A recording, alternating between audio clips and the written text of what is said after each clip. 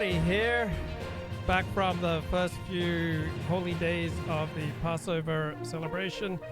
And great news, we're leaving together, but still it's farewell. And maybe we'll come back to earth, who can tell? I guess there is no one to blame. We're leaving ground. Will things ever be the same again?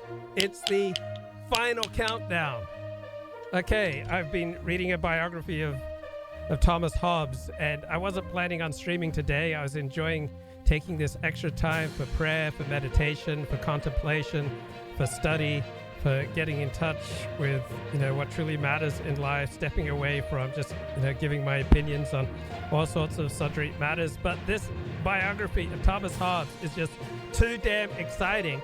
It would just be too damn selfish for me to keep this biography all to myself. So I have to live stream, talk about Thomas Hobbes versus John Locke on the state of nature. This is the final countdown. Who really wins between these two great Enlightenment figures? And to set the stage, let's begin, as we always do, with Dennis Prager's column from April 4. Could it happen here? It is happening here. So when you hear the question, could it happen here, that is universally taken to signify Nazi Germany, which is, in popular imagination, the most evil regime that has ever existed. So is it happening here? Dennis Prager says, yeah, it's happening here.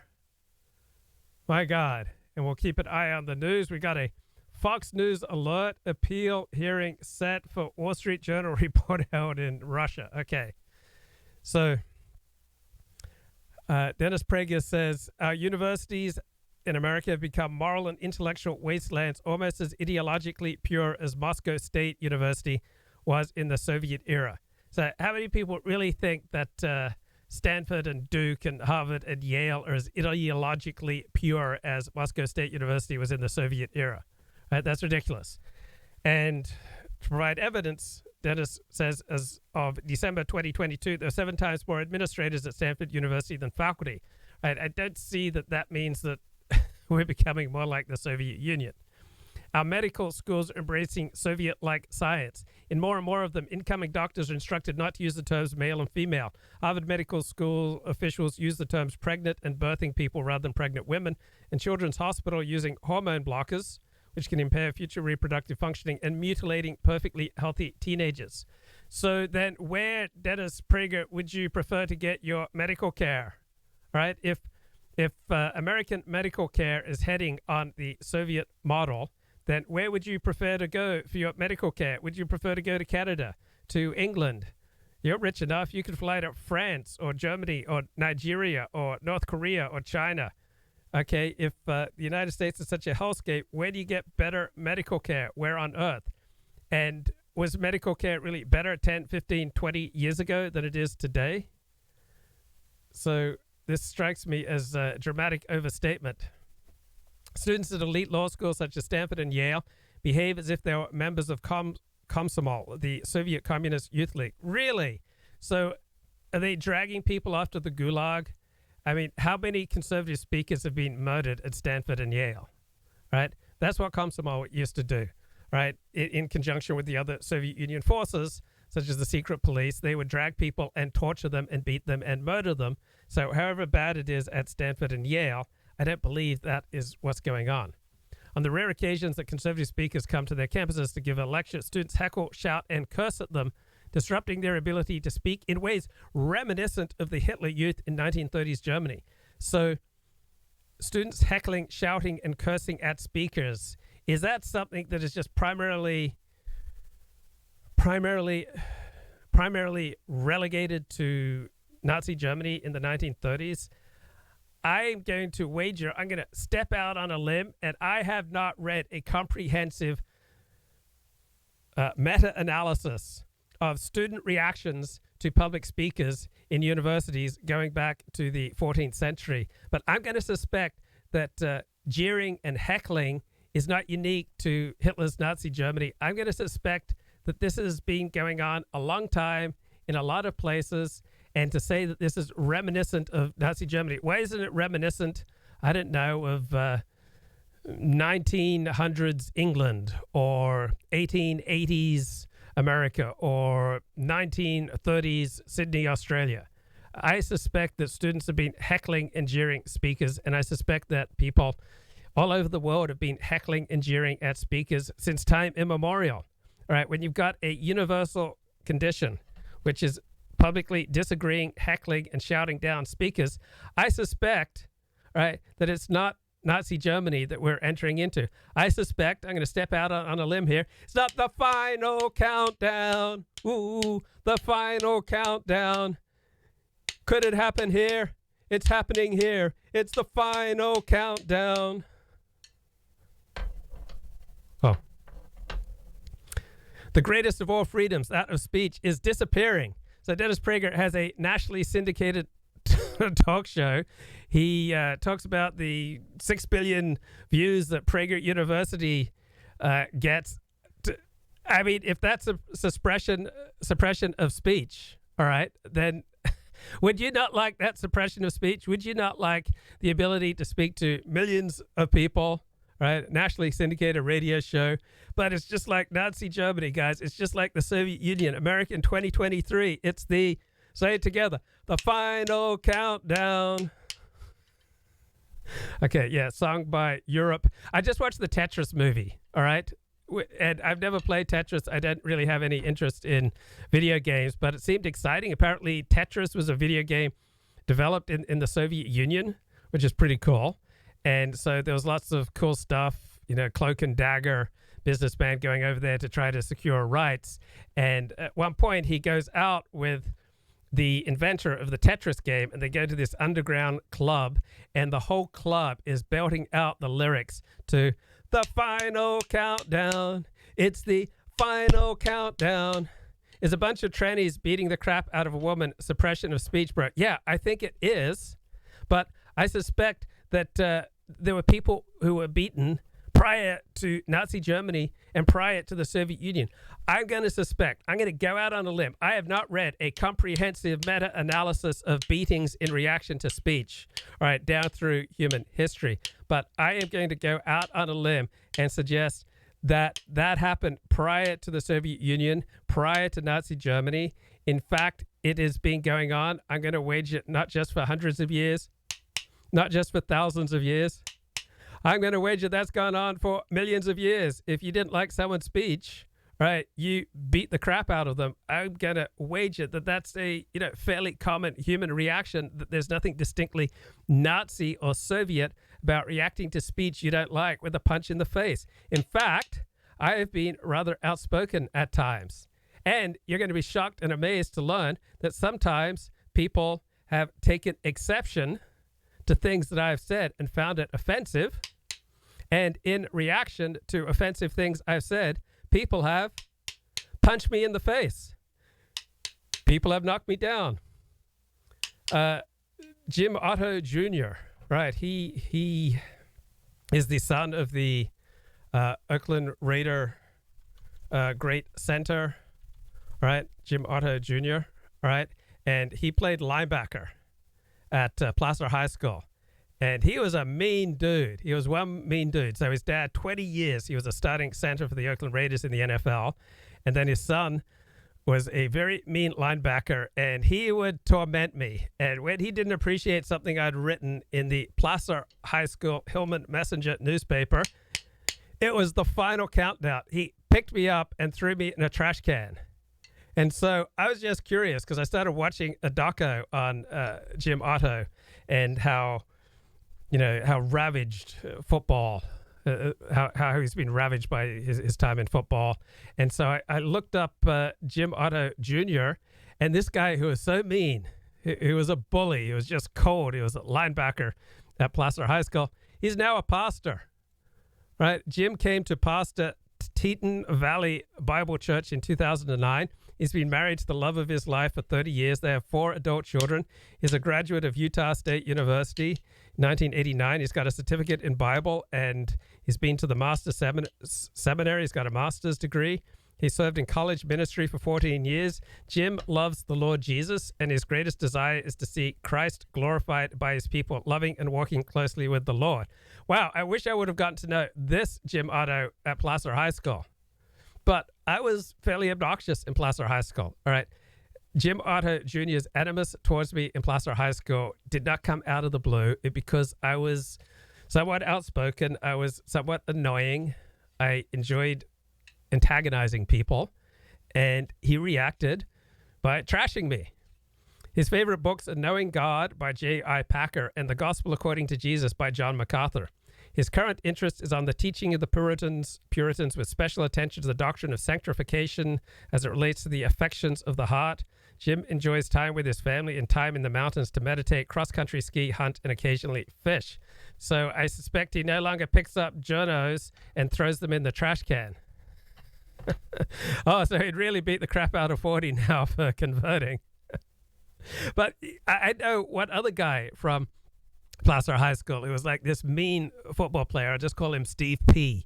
And Steve P was so mean. How mean was he? He was so mean that when I just looked at him, I just, I was like, wanted to keep my distance.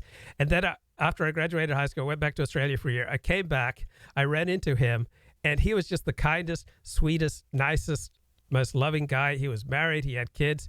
He found Jesus. He had a genuine experience of Jesus Christ. It completely transformed his character. So there are two blokes who I knew in high school who seemed like real mean dudes who have been completely transformed by Jesus Christ. It's the final countdown. Wow. Okay, back to this Dennis Prager column. All right, the greatest of all freedoms out of speech is disappearing. All right, we have more legally protected freedoms with regard to speech in the United States than any other country on earth of which I'm aware. Right, there's a price to be paid, and right, if you give speech that people don't like, they're going to hurt you. That's the way it's always been in human history. And there are more, say, social restrictions on speech, short of legal restrictions, and big tech is censoring speech much more. But overall, to say that free speech is disappearing in the United States, it's being modified. Right, thanks to blockchain technology, we can say pretty much anything we want right now over the platforms like Odyssey, right? So blockchain platforms, all right, we can speak freely. So yeah, we have more restrictions in the way we speak on big tech platforms today, but we have other platforms where we have tremendous free speech. Right now, I am enjoying 7 live viewers on Rumble, right? You can pretty much say anything that you want to say on Rumble, within reason, right? You can't single out any particular race. So right now I've got 7 live viewers on Rumble, only 6 on YouTube, and 1, I assume I've got Pigger from Israel watching right now on Odyssey. It's the final countdown. We're leaving together, but still it's farewell. And right now over Twitter, I'm going out live over Twitter, 1 live viewer over Twitter. And that's not counting 1, 2, 3, 4, 5 live viewers over Facebook. Wow. This is exciting. So in some ways, we have less free speech now than we did 10 years ago, practically speaking. In other ways, we have more. Trashing 40, the Jim Otto story. Okay. The final countdown. Since Lenin, no left-wing institution or country has ever allowed dissent, and the left in America is no exception. Well, it depends on what kind of dissent. All right, all regimes have limited speech. Is there ever a nation that has not limited speech? Almost half of all college students now say they do not believe in free speech for hate speech. Yes, so there has been a significant decrease in support for free speech on the left in the last 15 years. Lunacy has replaced reason. Has there ever been a time in human history, in this nation or any other nation, where many people have not replaced reason with lunacy? Right? That happens. It doesn't mean we're turning into Nazi Germany. Right? It doesn't mean that we're becoming like the Soviet Union. It doesn't mean that it's the final countdown. So in Ontario, Canada's most populous province, the provincial agency in charge of education announced the notion that there's only one correct answer in mathematics. That notion is an expression of white supremacy. All right, has there ever been a time when bureaucrats or groups or people have not said stupid things, right? That doesn't mean that we're turning into Nazi Germany or the Soviet Union. The Oregon Education Department has announced the same thing. The American Medical Association has declared that no American birth certificate should list the sex or gender of a child. The child will decide that later. Yeah, that's all crazy. Has there ever been a time where a significant portion of the population has not been crazy? All right, many of Trump supporters believed that the 2020 election was rigged and that Joe Biden only won on the basis of voter fraud. On an empirical basis, that belief is crazy. Teachers across the country are robbing children as young as 5 of their innocence. They are routinely taken to drag queen shows where men in women's clothing dance for them. Routinely. So what, 50% of children, 4 or 5 years of age being taken to drag queen shows? I suspect that it's less. I suspect it's probably under 10. Yeah, so Kendall Roy signed me up as the first major journalist for the 100, and now I'm not sure they're really on board with that project. What did 40 read over a 4-day yontif? It's time to book shame non-readers. One of the things that most endeared me to people was book shaming people. So I've been looking through here. I'll show you. I've been reading the this Quran translation of the Tanakh, the Hebrew Bible, and I've also been reading this this anonymous book here by an anonymous 12-step program with regard to sex and love addiction. So those are some of the things that I've been reading. And I've been reading this 2-part series on Jews in American English departments at university. So you guys watching Lucky Hank? So it's by the actor who played Saul Goodman in Better Call Saul. So he's now a mediocre English professor and department chair at a mediocre liberal arts college in New Jersey. Lucky Hank. Pretty good show. I'm 4 episodes in. Okay, back to this Dennis Prager column. In the COVID era, the Centers for Disease Control and Prevention, National Institutes of Health, and virtually every other national medical and health agency largely abandoned science and even elementary decency and became tools of the left. Really, they just abandoned science. On what basis do you say that? Now, I'm sure that there were things that we did wrong with regard to COVID and lockdowns, but also there were things that they did right. I think that overall, right, we did, the government, meaning people in power, did more right things than wrong things, particularly with regard to, say, the first 6 months, 9 months, first year of the virus. I do think many of the lockdowns went on too long and were too strict. They and America's Sovietized teachers' unions ruined millions of American children by closing schools for nearly 2 years. All right. I think that was wrong, closing schools for 2 years in reaction to COVID, but I don't believe it ruined millions of children, right? I think they were damaged, right? But children are incredibly resilient.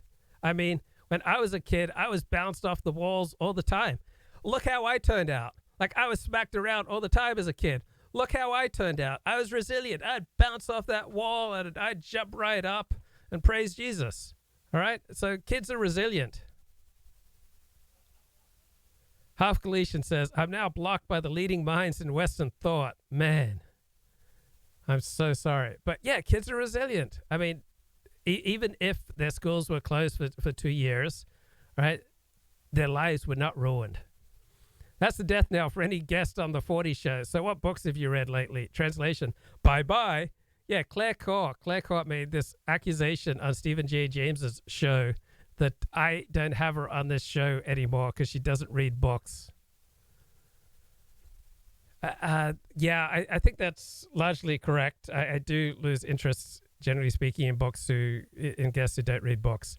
Half Galatian says, I'm now blocked by the leading minds in Western thought, Keith Woods, Otto Pohl, and Casey. I'm sorry. I feel for you. Now, the question to ask, was there anything that you did that contributed to you getting blocked by Keith Woods, Otto Pohl, and Casey? In general, I find that if you disagree with someone and you make public your disagreement, it's very likely you're going to be blocked by anyone who's sensitive. So, for example, Sam Harris blocked that right bloke. Who does Mickey Kaus do his shows with? Robert Wright. Yeah. So when Robert Wright wrote a moderately critical article about Sam Harris just blocked him. Oh, who's that Russian computer dude who does a lot of shows and is publicly advertising for a mate, and he does like these 3-hour shows? Lex Friedman. All right, the mildest of mild criticisms would just automatically get you blocked by Lex Friedman, and from his Reddit, which he claims is independently moderated, but the moderation of Lex Friedman's Reddit seems very much as though Lex Friedman is actually moderating it. I really don't see how people block on a public forum. You can mute, but blocking is censorship. It shows both how weak you are and how weak your argument is. I used to block people until I realized that I could mute them. So I blocked without realizing the power of muting. And then there was even a time I muted Dennis Dale, and I'm afraid I've still got Dennis Dale muted. I need to unmute Dennis Dale. So he was going after me for some reason. And I hope I haven't. No, I don't have Dennis Dale muted. So I just very briefly, I muted my friend Dennis Dale. But yeah, once I learned to mute, no longer needed to block. Okay, in addition to the doomsday hysteria over climate change, the imposed gender confusion and absence of religion, this has led to the highest rates of adolescent depression and suicide ever recorded in America. Is that actually true? Open question. And is it all because of COVID lockdowns? Our Justice Department, about half of our judges and our security agencies are well on their way to becoming what the Soviet Ministry of Justice were, tools of the ruling party. Is it any worse than it's been under Republican administrations? Right, Republican administrations suspend certain national attorneys for the Justice Department, replace them with others who are more friendly to their point of view. I'm really not sure that Joe Biden is any worse. But Dennis Prager at his radio show, I couldn't believe it. He said Joe Biden and most of the Democratic Party in Congress and in governorships would be perfectly at ease in the Soviet state. So he really believes that it's the final countdown for liberty. Oh, let's see. Who do we have coming in here? We've got Dooovid. Dooovid, how's it going, man? How's your Passover? Hey, Baruch Hashem, Chag Sameach, happy Passover. And were you getting back into the community? Were you more social, or did you do this on your own? I did on my own. In fact, with my family, my parents and my brother and sister showed up for the first night of Passover. But no, I still haven't went back to synagogue. And why not? Why not go back to synagogue? Yeah, I'm not sure. I guess I'm trying to like figure something new out with my life. So yeah, I'm not sure. There's anything really. I mean, there's synagogue. So the only place near me is the Young Israel. It's kind of like a member synagogue where you have to pay. I'm not sure I really have. Yeah, I'm not really tight with anybody there. So yeah, I just thought, God forbid, I got to move on my life in some way that I probably didn't have any future, trying to, I don't know, say fit in with the community there or whatever. I'm not sure exactly. Yeah, I mean, I know a lot of single men in their 40s who basically stopped going to synagogue, Orthodox synagogue, because it doesn't really seem to fit with the traditional way of life. Is that fair? Yeah. I mean, I just kind of like, okay, like what's wrong with this guy? Why is he old and unmarried? And it's probably more detrimental. Like if I'm going to be successful in moving on with my life, it's probably going to be more difficult to within an Orthodox synagogue. Although I still semi do the Orthodox practices. I made the Seder. I said all the prayers. Still doing my best to celebrate Passover in traditional way, but just kind of being like, I don't know, like a fifth tire at a synagogue, or out of place older bachelor. I trying to figure out some way to move on with my life.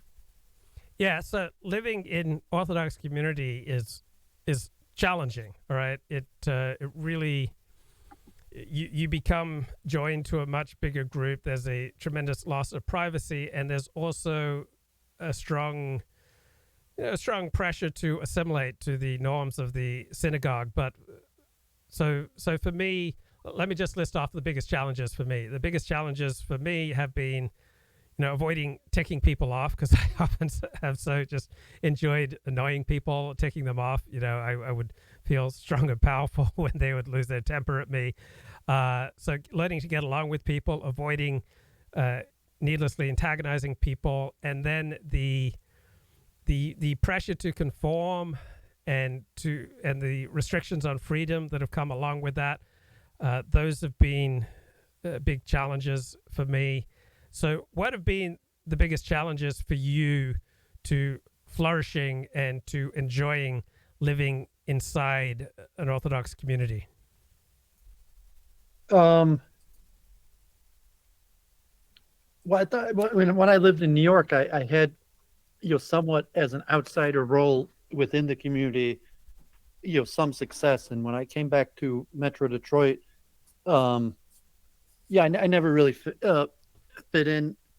Like I was peripherally part of it. I'm sure I could go to synagogue, and people are relatively nice. Like I've been reasonably good at. I don't think I had really behavioral issues or anything like that. Where there's a level of extreme. I don't know the right word, skepticism, or you're just fear in the community, especially with like rising anti-Semitism. And you turn like that critical eye upon me. So like like when you show up in the community, there's a lot of critical eyes, like like he's not doing it right, or he's a danger to the community. And so you could be peripherally part of the community, like just go to synagogue, have some level of friendships, outer business connections, people to speak to, but I was never an insider in the Detroit community.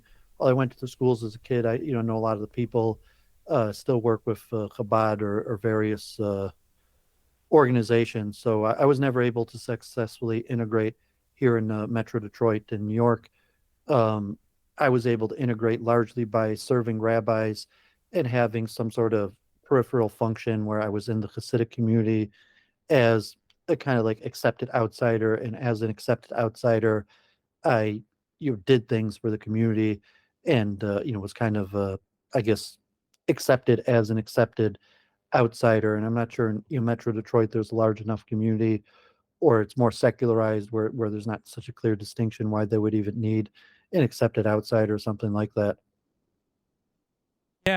Yeah. So if you're in New York, that you'd find a lot more people like you, bachelors into their 40s, while in Detroit Orthodoxy, I assume that's more rare. Well, I was younger then. Like I left New York about 30, and I was becoming an older bachelor. But even that, it wasn't surprising to people that I was becoming an older bachelor, because it was like, like I was a half Jew as an outsider who would want to marry me, God forbid. And in Detroit, I either tried to blend in, or it's just a different scenario, because like there's only a few thousand Orthodox Jews, and they live in relatively the poor section of the suburbs. And near me they have modern Orthodox, and the modern Orthodox are like relatively, like I was more religious than them. Like most of them don't wear yarmulkes except when they go to synagogue, and are pretty integrated besides when assimilated besides when they go to synagogue. There's also a lot of political type issues with Zionism, community stances. I'm not sure if you can, like, thinking back to when I was in New York, if you would consider yourself integrated, or you're integrated as an accepted outsider, or if you think like you're integrated, like you're one of the crew, but or you think you're more like I was saying, you became an accepted outsider. I feel pretty much fully integrated, but Integrated as an accepted outsider, or integrated as one of them? I feel integrated as one of them. but it's a great question to ponder. I like the question. Have you seen this Frida Weisel Williamsburg tours? Yeah, Hasidic. yeah, So I saw she interviewed this African American, like half Jewish, that was part of Satmar recently, and she was kind of talking like the accepted outsider, and so I'm using that terminology, and that's basically how I felt in Hasidic Brooklyn. Even in Israel was a different story. I was there, like saying like become part of it because I'm in Israel. There's no Jewish Gentile distinction, at least there. Like I wouldn't have been like an Arab, so I would have went for the full Hasidic and like but there's also the extended family community because most people who are part of the Orthodox community have extremely large family networks. Most people even know distant relations. In the modern Orthodox community, not as much, but even in the modern Orthodox community, my guess is that your average person is like knows distance relationship to a quarter of the people in the synagogue, or have extended family relations in the Black Hat Orthodox community. You're probably even like half of the community, like in most synagogues, their brothers and extended families, and people know their family trees. And so, in that extent, like an accepted outside. And then I even performed roles that were specific to me. And then it's like, well, like driving or construction or even being assistants to rabbis. And I did certain things that in the Hasidic community, they didn't want themselves doing. And so that was my accepted outsider. So I was clearly an outsider, that I was doing things that if I was an insider would not have been accepted. And it was only accepted because I was an outsider, but I was clearly part of the community as an outsider. And Detroit is not really that big enough or distinction like that. And then in the modern Orthodox, just like having a beard, wearing a black yarmulke, having Orthodox, I didn't really fit in. So like to go to synagogue near me is like I'm basically like a failed Bal Tshuva, which I don't know if you consider yourself like a failed convert. I mean, you say you're a successful convert, you became a Jew, but like a failed Bal Tshuva, like I never was able to keep the law good enough to keep the halakha in a way that would have been fully in accordance with Orthodox. And then God forbid I'm still single and don't have children in the system. So I guess like a failed Bal Tshuva is a little different than a failed convert, because if you're a failed convert, you're not really Jewish. So in that sense, I guess it'd be quite different. yeah. So I can choose to focus on ways that I've failed, but I don't choose to focus there. I choose to focus on ways that I've succeeded, and I choose to focus on ways that I feel integrated and part of the dance. But I could, if I wanted to, like many converts or many Balei Tshuva can focus on where they failed to integrate or where they feel they've failed the standard. So I think it's largely a matter of where you focus. Though also you have to, wherever you stand on this, it has to be socially reinforced. So I could claim to have successfully integrated, but unless that's reinforced on a regular basis by the community, like I would obviously be saying a lie that I would internally know is a lie, and that would eat away at me, and eventually I'd drop out. You can't live a lie. You can't live a lie that dramatically for that long. Like if you believe that you're integrated, but your constant, daily experience is that you're not, your time living that lie is going to be in months at maximum. Any thoughts on what I was just talking about? Yeah, I'm saying that's where you say like where that's why I'm calling myself like the accepted outsider, as opposed to never really considering myself an insider. I mean, I was obviously an insider in Brooklyn because I served rabbis. I knew a lot more about the community than most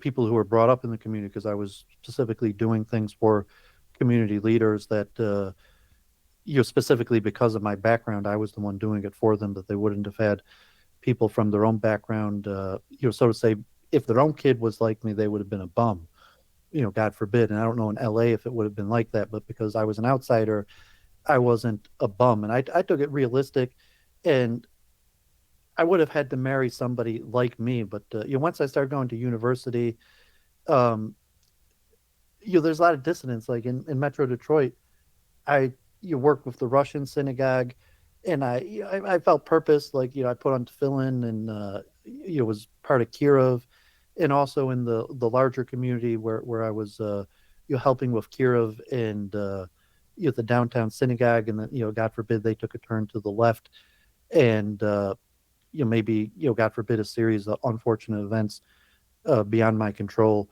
So I mean, the sociology is a little bit complicated. Um, and I had a friend in Israel, like God forbid, who became like a strong ball tshuva, and then he left completely. And for a period of time, he used to sleep late, and he, I guess he said he stopped putting tefillin on, and so it's like, well, why don't you just like put it on for a few minutes? So he's like, well, if he doesn't put it on, people just assume that he prayed already. He's like, oh, you prayed already. He's like, but if he puts it on, someone might catch him, and then like, well, why aren't you going to minyan? So he just didn't put on tefillin at all because he thought it was easier to kind of like let people think he davened already than to catch him just putting on tefillin quickly and not going to minyan. And when you're in the community, there's a lot of expectations, like like, well, you're not Orthodox, you failed to keep that. And I think probably most modern Orthodox Jews have some sort of distance. Like probably a lot of people, even use electronic split light switches. Like even in the black hat community, there's a lot of people that just never daven mincha, or you have certain leniencies, and it's tough sociologically, but I guess in that sense, like my friend said, like so showing up to synagogue, well, like why haven't you been showing up? And like I don't have good answers to these questions, so then it's easier to just like not show up. Like what are you doing? Where are you holding? And I don't have any good answers to these questions. It's like I'm going through a midlife crisis, and like, do you think talking to the rabbi or communal leaders is going to help? And like, well, not really. So at that point, it's easier to just not show up. Now, I'm concerned that I may have played a role in distancing you from the community. One, introducing you to a panoply of ideas that are not necessarily going to get you applauded in the organized Jewish community, and two, bringing you into live streaming, and then live streaming with people who with frequently critical views of Jews. Have I, or has live streaming distanced you from organized Jewish life? No, I'd say live stream is probably what has kept me Jewish, because I had people to talk about Judaism with. So, like I'm still extremely Jewish oriented. I still do the law. I even have like my Ask the Rabbi streams, people that I met through your, starting with you, that I talk about Judaism online. So even though I've been distanced from, I mean, not distanced, because I still live peripherally within the Jewish community, but even though I haven't been actively participating, I still have the online, like Jewish sphere that came from you. I mean, maybe like dealing with counter Semites took a little bit of a toll, um, but I'm not sure. I think it was a series of failures, mostly with my work at the downtown synagogue, that I had worked to make a minyan and build up orthodoxy, and then they voted to turn liberal, and so I think that was probably the biggest detriment in my Judaism, because I spent like 5 years trying to build up a minyan and you build up some sort of Judaism in Detroit, and then through electoral process they basically went full to the left. So no, I don't put any blame on you, and I would even say that, like I said, that like it's these circles that give me people to talk about Judaism. And I don't know about you, but I think we've talked about this, that even within Jewish circles, you probably have a hard time finding people to talk about Judaism with. So it's actually online that you find the community to talk about Judaism with. Yeah, interesting. So you've got a nice new haircut. Is this part of a trend or part of a new direction in your life? You're looking much more, socially acceptable, much less transgressive for the general public. No, I mean, it just before Passover, like, God forbid I still burn my beard. So, like, this is just my normal before Passover, before uh, the 40, the Shavuos period, where you're preferably not supposed to shave. I guess there's a lot of heterim, but I still like being Jewish. Like, so I'm back to coaching chess at the Detroit Institute of Arts. I still wear my yarmulke. People ask me about Judaism, um, and I like talking about Judaism. I like being a Jew. I was even on John Wolfe. He still, calling me rabbi, and so I guess, if you put me on some respect, like, okay, I'm failed Baal Tshuva. I was not successful at becoming an Orthodox Jew. I studied in Orthodox schools. And if I had to clarify, like God forbid, people like, you don't represent you don't represent Judaism or something, like, I would have to make clarifying statements or something like that. If someone, knew enough about Orthodoxy to ask me, like, you're not really a proper Orthodox Jew, where I would have to give some sort of clarifying statement. But this point, I'm pretty comfortable doing that. And, I know a bunch of names. So if people start throwing out names, like, oh, I know that person. And, even if it's a non-Jew, like, it's like, oh, I'm just a half Jew or something like that. I'm not sure if during your down points, you also felt like that, where you still kind of enjoy, even if you were kind of in the ruts in your Judaism, that you still kind of liked wearing yarmulke and presenting yourself as a Jew and talking about Judaism to secular Jews or non-Jews. It's varied. So for many years, I didn't wear a yarmulke out and about that much. And when I went back to Australia, these last two trips, I wore one only about half the time. I was just kind of curious what the reaction would be compared to, wearing a yarmulke, not wearing a yarmulke. Didn't find that much of a difference. But so I've had... came up to you and was like, are you Jewish, or wanted to... Yeah, some people did. So when I wore a yarmulke, particularly in Brisbane, where there are very few Jews, I had a Jew come up to me and start talking about local Jewish community. And in Sydney, yeah, some people would make some inoffensive jokes, but there have been plenty of Jews in the Jewish area, North Head Road, who've been beaten up, but that was 10, 15 years ago. So there haven't been any incidents of Jews getting beaten up in Sydney for about 10 years. I guess the final point is, I think I failed. I probably could have worked into like a Chabad or like Russian Baal Tshuva or the modern Orthodox, but I'm kind of an anti-racist. And I think, the Israel issue is such a big deal among, or fighting anti-Semitism, that I really couldn't bring myself to like hate Arabs, and even kind of like liberal ideals that you probably made it difficult. If I were married and like I probably have to have my kids in modern Orthodox yeshivas, and they probably wouldn't fit in. It'd probably be difficult. And then also because my parents, I'm kind of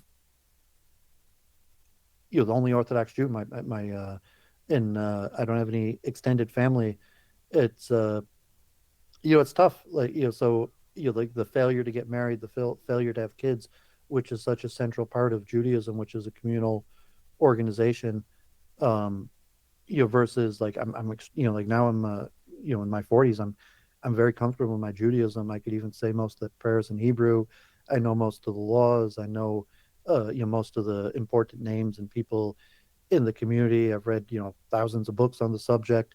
I have pretty popular Ask the Rabbi stream. So it's really just my failure to integrate within the Orthodox community. And it may have been kind of like, I kind of always knew that I wouldn't be able to do that. So, I'm not sure, maybe you had higher hopes for your ability to integrate within the Orthodox community, or if you kind of saw that like you were never going to be able to really integrate within the Orthodox community. Well, I feel like I've integrated in the Orthodox community according to the way I normally integrate within communities. So I'm usually not a total company man or a total community man because I enjoy my freedom. So I deliberately give up some community to enhance my freedom. At the same time, I give up some freedom to enhance my community. So it's kind of a balancing act for me. I like having a show where I get to speak widely on many, controversial hot button topics, and I would have much less freedom to do that if I were more integrated into the community. So I'm willing to sacrifice some integration into the community to preserve my freedom. Do you think about that tension between freedom and community, and how do you navigate it? Yeah, because I had basically given up everything for 5 years of my life to fully be a Hasidic Jew. And then at some point, it was actually the rabbis that were kind of like you're only a half Jew, you're never going to really be able to integrate, and then wanted me to do other things for them based on kind of being the outsider that somewhat made sense to me. And then I also saw most of the successful Balchuvas I knew, it was together with their families, where their families started becoming more Orthodox, and certainly like going to Israel and I remember I first went to Israel. My brother married a non-Jewish woman, and like that was like a lot of the rabbis were like, you got to do everything possible to stop that from happening. And then after that happened, um, it also became a big difficulty. I think with like I know certain Balchu people would point out like, oh, like that person, his your brother also intermarried, but intermarriage is really a pretty big deal. So already being a product from intermarriage and having my siblings intermarried, um, maybe being a convert is just different because you're considered like a singular person. Joining within the people is like being born again, as where if you're a Balshuva, uh, you're expected to try to get your family to become more religious, and part of your success in joining the frum community is related to your success in making your family more frum. I'm not sure if you have any thoughts on that. That's interesting. I don't know that particular challenge, but I've got adjacent thought. So I was having a lot of very friendly conversations with this beautiful young woman, and then I happened to mention that I leave Audible books running all night because I don't want to be alone with my thoughts. And she said, "Oh, we're not going to go there," and then she basically stopped talking to me. So if I just let my thoughts go, if I just ruminate, my thoughts will start to go in a tendency towards what I don't have, where I've failed in life, what I'm missing, where I'm not getting it done. And I don't like that. So I like to have a busy life and, get things, accomplished from getting up in the morning, taking a cold shower, saying my prayers, doing my meditation, etc. Like building a ladder of accomplishment throughout the day. So I feel good. I feel happy. And then I naturally think about, the things that I do have. And so I'm happy and grateful because I'm primarily thinking about things that I do have. But it's very easy for me to start sliding down and thinking about things that I don't have in my life and things where I'm failing in my life compared to my peers. So do you struggle with this?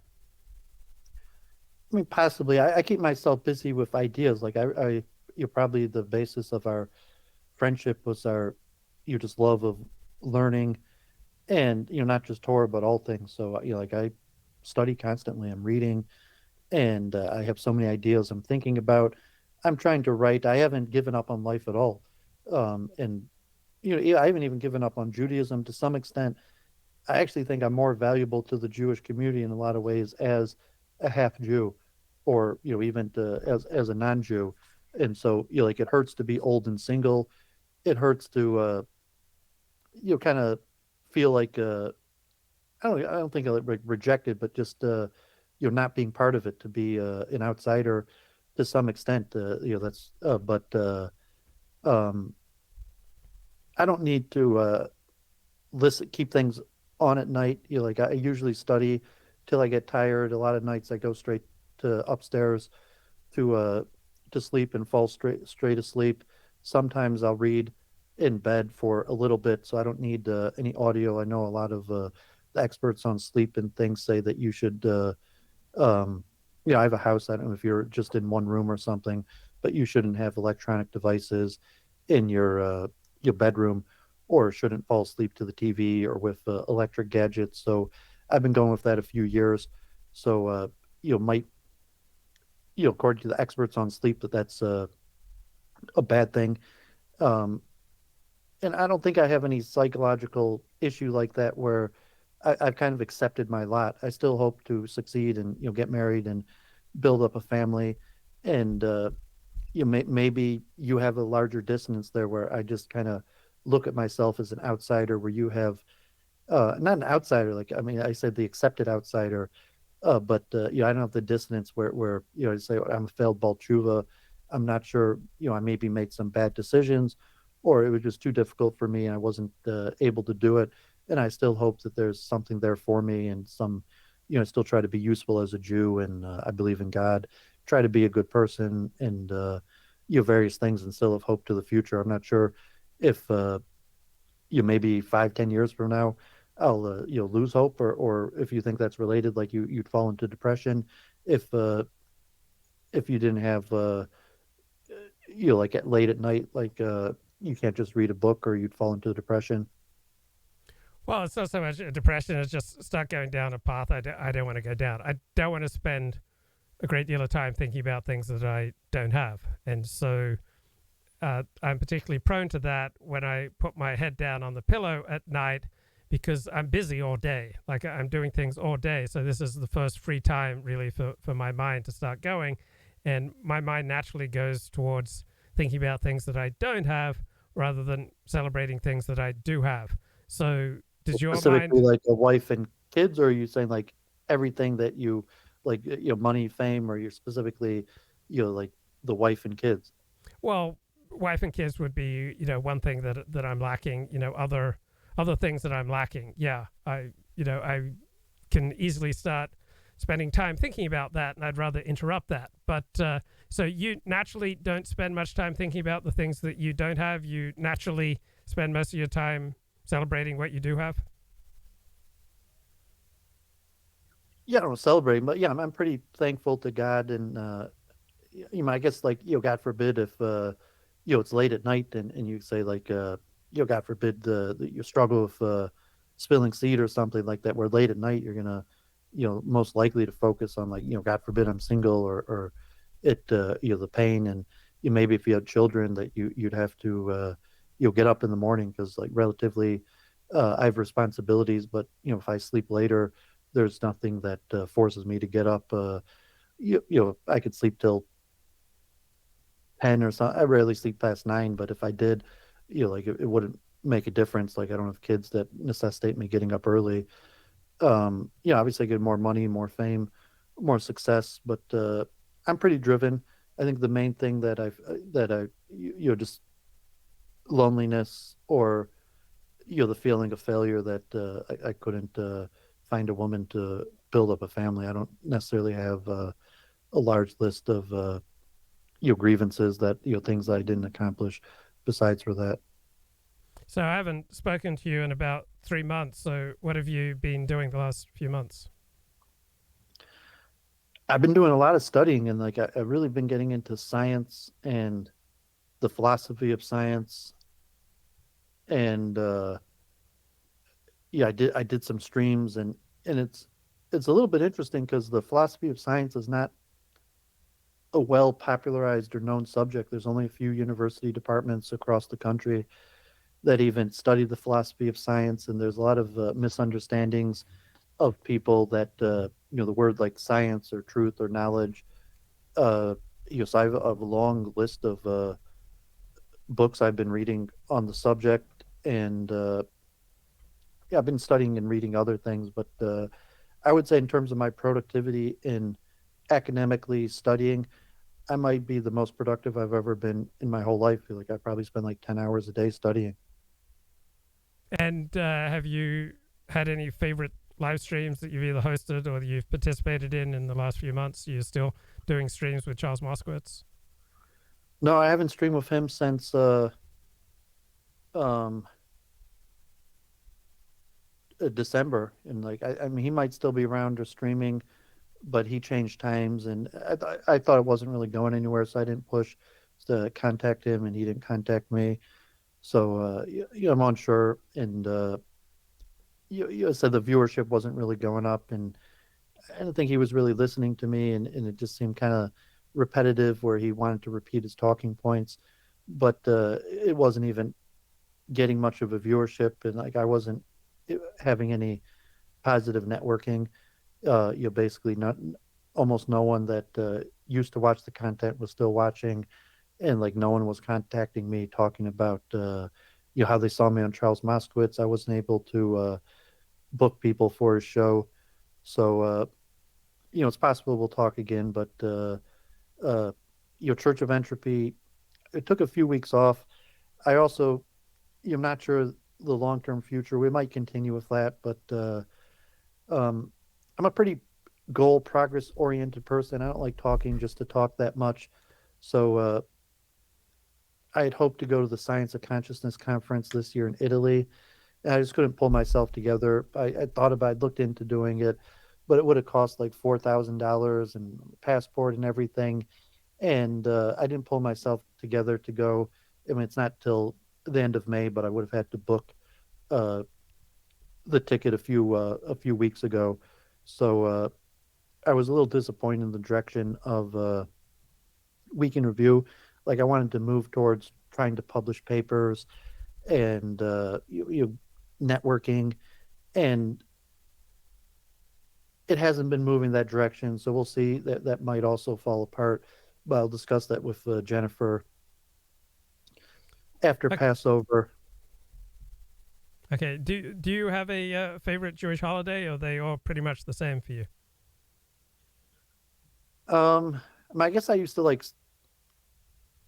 I liked all of them. These days I even celebrating alone, I kind of like saying the prayers. I like Sukkah was always fun, and when you're part of like in Brooklyn or the big community, but even in some respect in the larger community, they're all everyone gathers and there's tishes and singing and prayers and big feasts. So I'm not a favorite kind of guy. I'm not sure if you're a favorite kind of guy, but generally I'm not like a top 5 kind of person. Like I'm equanimical to all things. Okay, I guess I like Sukkot, where we dwell in booths for about 8 days. That's one of my favorite. There's an interesting Twitter conversation between Richard Spencer and Nathan Cofnas. So Richard Spencer tweets, perhaps a good first step in combating anti-Semitism would be to de-emphasize a holiday, meaning Passover, that celebrates God's destruction of the firstborn of every non-Israelite, forcing an exasperated Pharaoh to expel Israel from Egypt. So here's my reaction to this. Passover is not primarily about God's destruction of the firstborn of every non-Israelite. In fact, that doesn't happen in the story. It's just the firstborn of Egypt, the nation that is enslaving the Jewish people. And there's nothing in the story that says an exasperated Pharaoh expels Israel from Egypt. And I don't think de-emphasizing Passover is going to make any serious indentation in anti-Semitism. Anti-Semitism, as I understand it, is primarily a reaction to very real conflicts of interest between groups, in this case between Jewish and non-Jewish groups. But let me reread this Richard Spencer tweet to you and get your reaction. So Richard tweets, perhaps a good first step in combating anti-Semitism would be to de-emphasize a holiday, meaning Passover, that celebrates God's destruction of the firstborn of every non-Israelite, forcing an exasperated Pharaoh to expel Israel from Egypt. Do you have any reaction to this tweet by Spencer?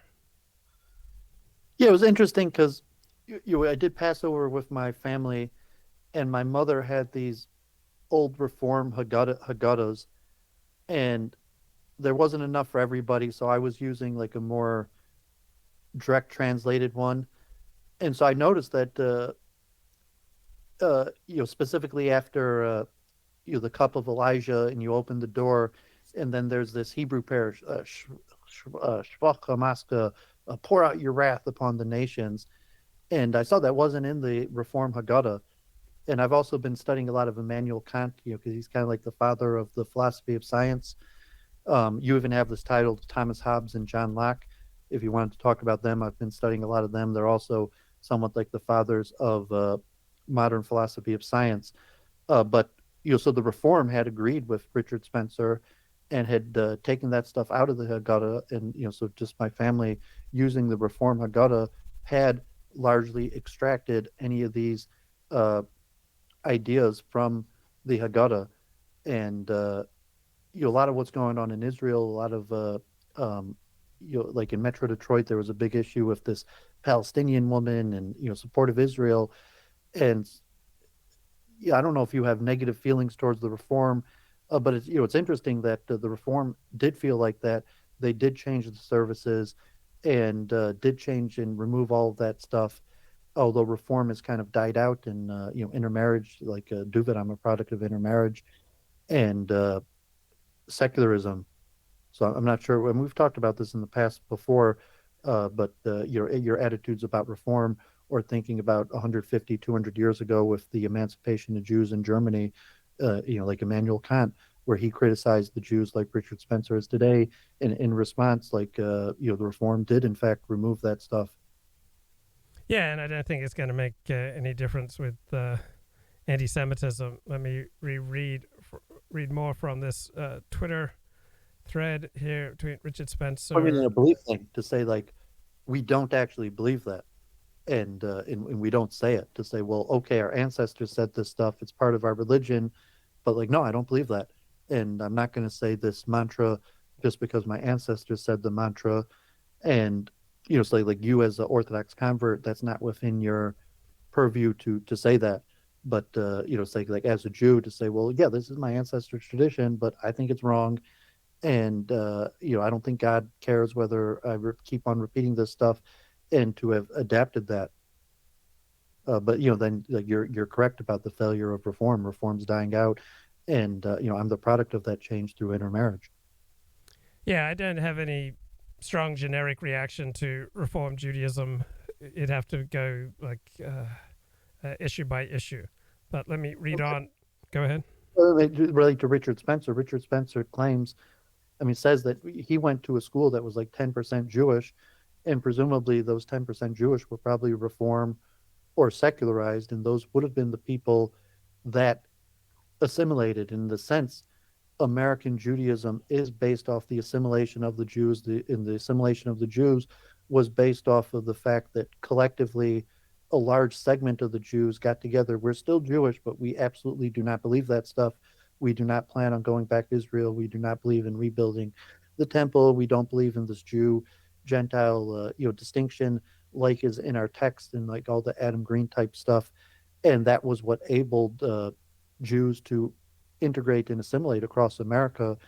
And that assimilation's not really happening. You have Orthodox Jews or Zionism or various things, but the Richard Spencer's Episcopalian or whatever school that was 10% Jewish, that necessitated what he said, that the Jews actively renounced that.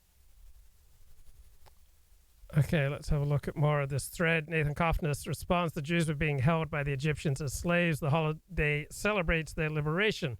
Richard responds, Exodus, along with other books, condones slavery. Would Israel celebrate or accept a vengeful God destroying every firstborn Israelite on behalf of the liberation of the slaves the Israelites held after leaving Egypt? So this idea, let's tackle this. Exodus condones slavery. I think Exodus and the Torah recognize that slavery is a universal phenomenon and accepts that reality, but it does put in place a mechanism that makes slavery increasingly difficult to carry on, so that slavery had basically died out among Jews 2,000 years ago. So slavery died out in America after 1865, died out in England in the 19th century. So for most countries that I'm thinking of right now, you had slavery right up to the 19th, even 20th century. Among Jews, it pretty much died out 2,000 years ago, in large part because of legal mechanisms that the Torah puts in place that makes owning slaves increasingly onerous. Is there anything you want to say about that, Dooovid? Yeah, I think slavery in the Bible versus these things in the Haggadah, because it's saying like, why do we say these things? It's really a question on, like Adam Green and Richard Spencer saying, well, what does your religion stand for? And I've read your books, and this is clearly what it stands for. This is what it said. I picked up your Haggadah, and I said, pour out your wrath upon the nations, and the downfall of the enemies who fought against us, and like Adam Green and his constant, like self-proclaimed prophecy. In every generation, they rise up to destroy us, and saying like, well, like Adam, you're right. That is what our religion says. Like you read our books, you've quoted our rabbis, and that is what we believe. I don't want to say believe, but that is historically like what the sages said, what our texts say, and they say, well, do we really believe this stuff? And then you look at the mess in Israel right now with the coalition and the backlash against the Orthodox gaining power, and like the Supreme Court, where most Israelis are absolutely like, this is not what we believe. Like, this is what our ancestors, and it's related to the reform, and where like, can you just say like it's not true, or some level like, no, like this is historically what our ancestors as Jews said, but it's not accurate. We don't believe this stuff anymore. And then say, well, why do we do these traditions? Why do we say it? It could be some level of memory, and I mean, it's tough to say. Like if you think like Nathan Cofnas, I watched your thing with Lipton Matthews, who I'd interviewed and mentioned to you a few times. Interesting character. And you think here, well, like, here you have, the main thing that Nathan Cofnas is known for is standing up for the Jews and fighting anti-Semitism, even though he's, basically a secular Jew who married, a non-Jew, and, whatever the case is. But, the main thing he's known for is standing up for anti-Semitism. And he probably is a large critic of Judaism, but the purpose you're saying like, these Orthodox Jews, we have a right to believe this stuff. And I mean, that was kind of my take, and our talking with Adam Green, like, well, yeah, it is kind of what we believe. That is what our sages teaches, but you have to judge a person based on our actions, and you can't assume that Jews are going to be dishonest or do anything wrong just because this is our belief system. And okay,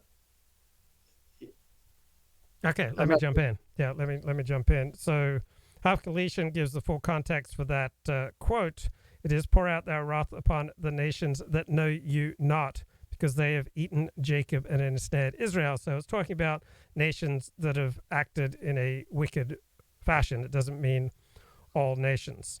And it would be really weird, responding to Richard Spencer, to have any in-group celebrating the massive death and destruction of itself on behalf of an out-group. So I would expect all in-groups to put themselves first. So why would any in-group celebrate, a vengeful God destroying every firstborn of their in-group on behalf of the liberation of out-groups? That's just not going to happen. Joseph responds, has the story of Passover ever been an actual reason for anti-Semitism, though? My understanding is that both Christians and Muslims, who Jews generally live around, view the Jews in Egypt as the good guys. Correct. So let me find more responses here. Nathan Cofnas says, according to tradition, 80% of Jews were killed by God in the plague of darkness because they were not religious enough. And also according to the tradition, only 20% of the Jews left Egypt, that 80% stayed behind and were killed. Israel does accept a vengeful God who often targets Jews. The moral framework of the Bible isn't that slavery is good or bad. That's not the right way to interpret the story. And Richard Spencer says, yes, I agree. The message of the Pentateuch is not peace, human rights, or freeing the slaves. It is subservience to God or else. So why are you justifying the Passover celebration on the notion of freeing the Israelite slaves? Well, there's not one message of the Pentateuch. Just talking about the message of the Pentateuch is subservience to God. I don't think that's remotely accurate. There are many different messages in the Pentateuch.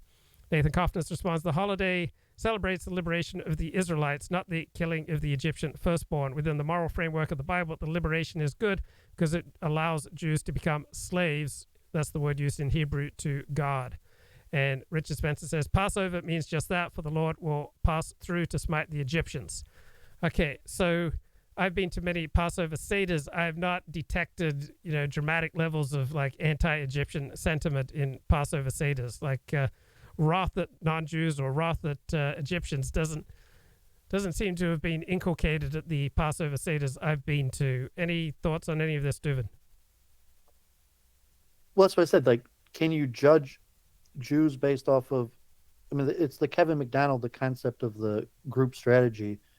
And if you're going to say, well, there is a Jewish group strategy and it's related to our religion, and then this is what our religion says, versus some sort of collective action of the Jews. So, yeah, I don't think, most Jews are not necessarily like vengeful or taking this stuff um, to a certain level. But I mean, at the same time, uh, Richard Spencer and Adam Green's criticisms almost mirror Israeli criticisms of Karadim.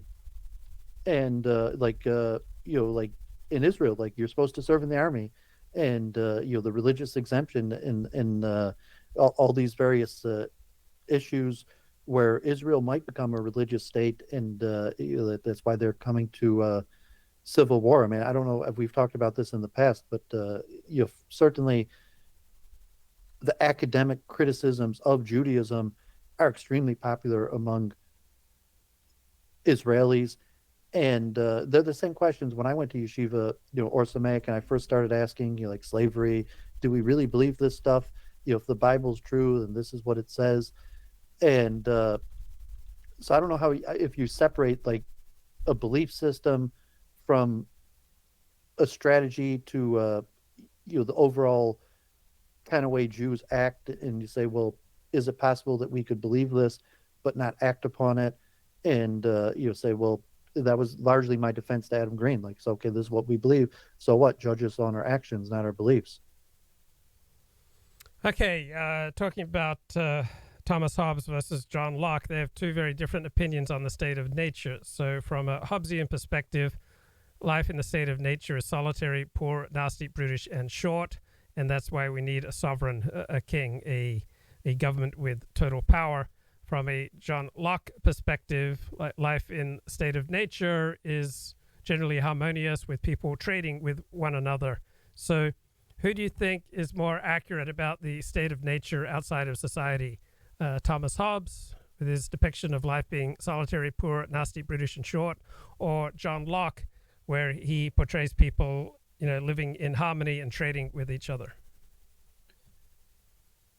In that sense, I'm probably more like a Hobbesian and think that the essential nature of man is boorish and needs to be refined and checked. Although on the what I've been covering is the origins of the scientific method, and so John Locke was a contemporary of Newton, and together with Francis Bacon, is considered one of the developers of empiricism and the scientific method, as where Hobbes was rejected membership of the Royal Society of Science.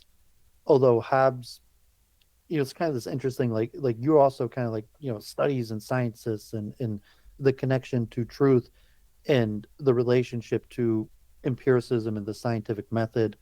And Hobbes, although falls short in the scientific method, also begins this approach towards using the scientific method towards politics. And it also has a big play on Judaism and the rise of reform in the question of truth, where truth is received, where we know truth from our sages and our ancestors in Scripture, as opposed to a method of empiricism and um, science. So, I think I would be taking quite a few things from both of them that they got both a lot right and a lot wrong. Okay, Dooovid, I'm going to move on for today. Any final words?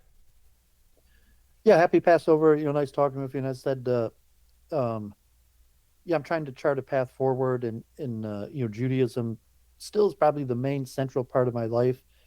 Although, like you for years, like it's like I thought maybe I was part of something that was stronger to my identity. And I don't have any ill will towards what you did. I sought you out. Like I found you on the internet, and ended up in your chat, and took it upon myself. And largely I think you created some of these internet circles to speak about these things, and it's unfortunately they didn't pick up. And even like Half Galitzian, I see him in the chat, and like he's always messaging me. But one of the main, it's always like kind of like fighting anti-Semitism, and I like that's not what I wanted to do. I just kind of like you, I just like talking about people and speaking about these things. So yeah, I appreciate you creating some of these circles and keeping Judaism alive in that sense. So happy Passover, Chag Sameach, blessings, all for good things. Thanks, Dooovid. Great to talk to you. Let me tell you about this book I've been reading, which inspired me to live stream today. It's a biography of Thomas Hobbes, and he was a great believer in human equality in the state of nature. And this is the basis for his thinking. No matter how stupid and weak a person may be, he still has enough wit and strength to kill another person, no matter how smart and strong. So his basis for looking at people as basically equal in a state of nature is that no matter how relatively strong or smart someone is, they still have the ability to kill another person, no matter how smart or strong that person is, because even smart and strong people have to sleep.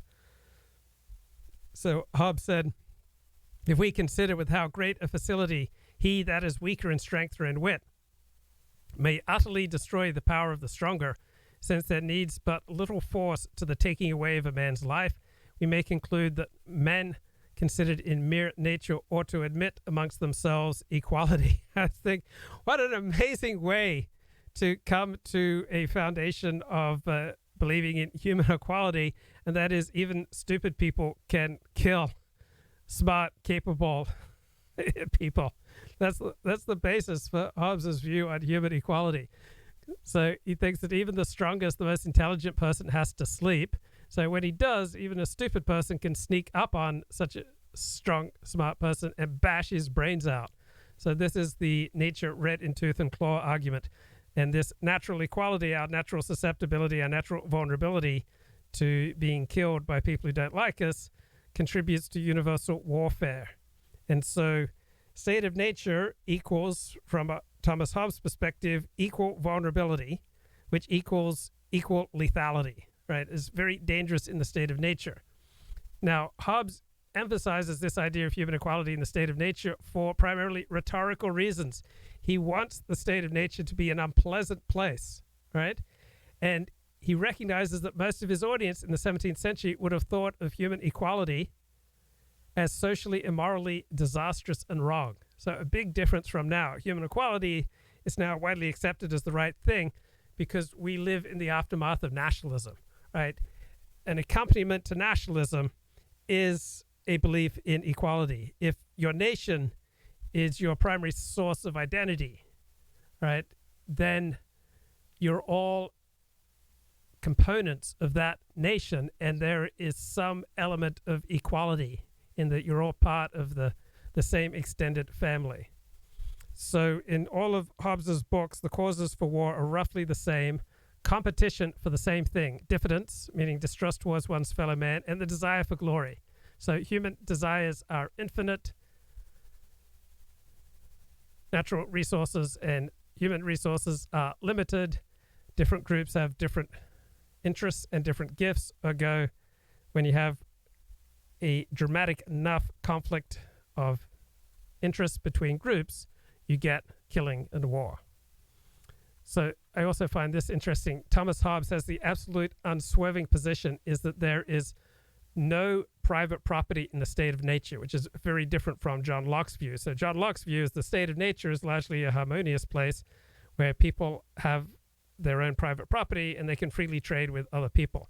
But from Thomas Hobbes' perspective, because there's no sovereign and no legal system, there is effectively no private property in the state of nature. So property, as we now know it, originates within the civil state, and therefore property ultimately belongs to the sovereign. So from a Hobbesian perspective, there is no point to protesting against tax rates, against government regulations, against lockdown orders, against vaccine mandates, because whatever rights we enjoy, they are the gifts of the sovereign. And so only with a sovereign, only with a civil state can we have any rights. So this is very different from the modern late 20th century view on human rights as some kind of universal thing that anyone should be entitled to human rights. The traditional perspective prior to the 1970s is that human rights are solely what the nation state can afford its citizens.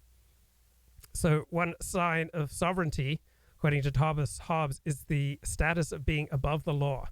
So from a Hobbesian perspective, the sovereign is above the law. So if you see politicians acting above the law and getting away with it, that means they are sovereign, right? So Carl Schmitt says, sovereign is he who decides the state of exception. So this is an adumbration, a development on the thought of Thomas Hobbes. I didn't realize how closely Carl Schmitt drew upon Thomas Hobbes. So the sovereign is he who is above the law. And the practical consequence of Thomas Hobbes' position is that Englishmen have no right to complain about any of the king's taxes or regulations. People are sadly mistaken and contribute to rebellion when they are commanded to contribute their persons or money to the public service and think they are not bound to contribute their goods and persons, not more than any man shall of himself think fit. So the United States was formed much more in the image of John Locke than in the ideology of Thomas Hobbes. So from a Lockean perspective, that people would rally against the government and say, hey, regulations are too intrusive, taxes are too much, the government is taking too much from us. All right, that's a very Lockean perspective, that individuals are primarily, born with certain inalienable rights, and the whole purpose of government is to enforce those rights. That's not a Hobbesian perspective, right? Hobbes says people have no right to rebel against the sovereign unless their own life is at stake. So Hobbes takes it for granted that if your life is at stake, right, any means that you need to take to preserve your life is legitimate, even if it means, opposing or even killing the sovereign. So you would expect people to go to any ends to preserve their life. But if your life is not at stake, you are bound to contribute your money, your goods, your service, right, to whatever the sovereign wants, because without a sovereign, without a civil state, right, you have no rights. So it's not a matter of just contributing in taxes or in service what you think is right. So here's a comparison of the two philosophers. Oh, hey there. It's education time. Sorry, getting a little psyched up with some Mastodon. Going to talk to you today about two very important early modern European philosophers, Thomas Hobbes and John Locke. Now, this one goes out to @OneRepublican79, who asked on Twitter, hello, I was wondering if I could request a video on Thomas Hobbes versus John Locke. My test is coming up at the end of this week. All right, so there you have it. So Hobbes and Locke, you've probably already heard about the divine right of kings. If you haven't, check out my video lecture on that. But you've likely been exposed to Jacques Bossuet, however you say that, it's French, and he was a proponent of divine right absolutism. Now, this isn't going to be about Bossuet, okay? This is going to be about something different. Both Hobbes and Locke reject the idea of divine right, and Hobbes is going to advocate for absolutism like Bossuet does, but it's going to be a philosophical absolutism, where John Locke is going to advocate for constitutional government, a limited government, and he is going to use both philosophical and biblical justifications for his argument for constitutional. So Hobbes and Locke are both going to give us two versions of a social contract. Now keep in mind that Rousseau wrote a book called The Social Contract, but he's not the first philosopher to address this subject. What the social contract essentially is, it covers two things. First of all, what is the origin of government? How did people decide to have government? And second, how much authority should the state have over the individual? And Hobbes and Locke are going to sort of agree on the first part, but they're going to disagree on the second part. Let's start off with Thomas Hobbes, who wrote a book called Leviathan in 1651. Remember that, Leviathan. Same as Mastodon's second album, which I'm kind of introducing you to little by little in this lecture. And in Leviathan, Hobbes is defending philosophical absolutism, the idea that absolute government is not best because it's mandated by God, it's best because, well, because it's best. Let Hobbes explain to you why. Now, what is a Leviathan? A Leviathan is a sea monster mentioned several times in the Old Testament. And it's mentioned in detail, described in very much detail in the book of Job.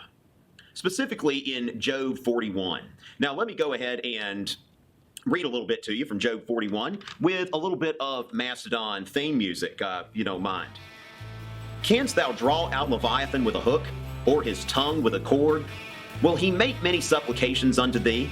Will he speak soft words unto thee? The answer to all those questions is unequivocally no. The Leviathan is not going to be caught with a hook, and he's not going to beg you for things, and he's not going to make requests. Wilt thou play with him as with a bird, or wilt thou bind him for thy maidens? No, don't try that. I wouldn't recommend it. Lay thine hand upon him. Remember the battle. Do no more. You may try to cross the Leviathan, but you will learn your lesson, and if you battle with that Leviathan one time, you will not do it again. Now, Hobbes is writing about this Leviathan because this is the sort of ruler that he would like to see, the sort of ruler that he thinks is necessary in order to keep us from destroying each other. Hobbes' view of the world before government. So the more pessimistic your view of human nature, the more sympathetic you're going to be to a central state that's a Leviathan. Now, on the other hand, you might say, well, power corrupts, absolute power corrupts absolutely, therefore we need to have separation of powers. But so that would be a libertarian critique and a classical liberal critique of Thomas Hobbes. But a traditionalist who has a very skeptical view of human nature recognizes the need for a central government that is as powerful as the Leviathan. Now, if you have a more positive view or a less negative view of human nature, then you'll tend in a more libertarian direction. But if you have a traditional view of human nature, then you're going to be much more open to the Hobbesian vision of a need for a Leviathan. Was a state of nature, which Hobbes refers to specifically as a state of war, a war of all against all. Those of you who have trouble with the English language and would like to see it translated into Latin, here it is. Bellum omnium contra omnis, a war of all against all. But if you could write this on your AP Euro FRQ or something like that, that would really make an impression. Bellum omnium contra omnis. And Hobbes believed that before government, life in this state of nature, in this state of war, all against all, that life was solitary, poor, nasty, brutish, and short. So if you're into Carl Schmitt, all right, Carl Schmitt's thought is an extrapolation upon Thomas Hobbes. So if you love Carl Schmitt, you're going to love Thomas Hobbes, right? Schmitt basically devoted his life to writing commentaries on the thought of Thomas Hobbes and extending the thought of Thomas Hobbes. So, for example, Hobbes held that the sovereign is he who is above the law, and Schmitt just refined that to the sovereign is he who decides the state of exception. The state of exception is above the law, right? When you're in a state of exception, the laws no longer apply.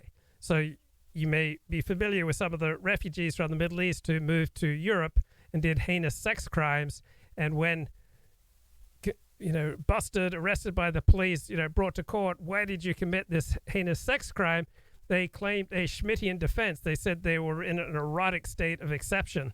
And so for them, the normal rules could no longer apply. So who is this guy? This guy is Thomas Ritchie. And this lecture is designed for AP European history students. So I don't know anything about Thomas Ritchie, but I think he does a pretty good job here. 5 things: solitary, poor, nasty, brutish, and short. Richie, what's that pony doing up there? Well, this was my pony before a janitor erased it at the end of last year. Rest in peace, my pony. But this actually comes from an acronym that my students came up with. If it helps you, great. If it doesn't, whatever. Super ponies need back scratches. Super ponies. That's a super pony right there. So super ponies need back scratches. Solitary, poor, nasty, brutish, and short.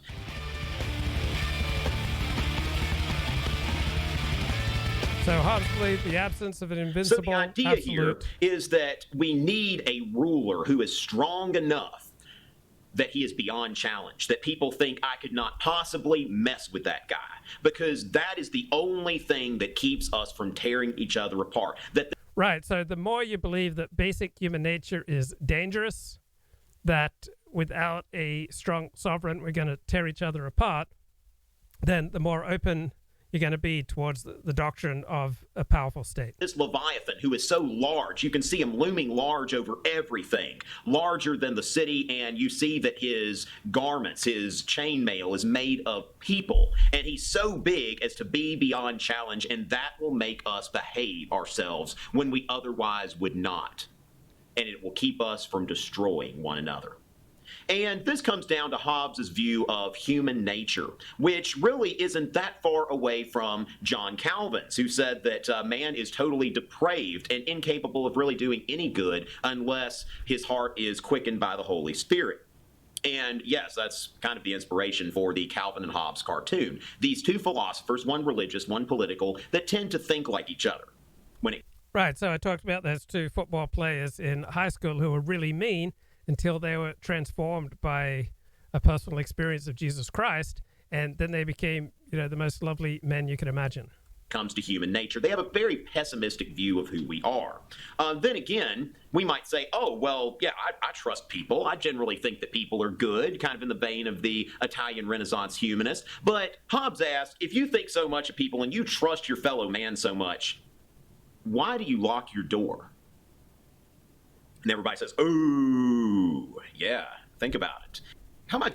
Well, guess what? In the San Fernando Valley, all right, in Los Angeles, into the 1960s, people didn't lock their doors or lock their cars. And I was just in Tenem Sands. Generally speaking, people don't bother to lock their doors or lock their cars there either. So there are plenty of places where people don't lock their doors and lock their cars. Give me your social security number. Just send me an email, tr@tomritchie.net. Tweet it to me, @TomRitchie. Let the whole world see it. I mean, what do you have to fear by giving out your private information? Wait, what? You don't trust me? Good call.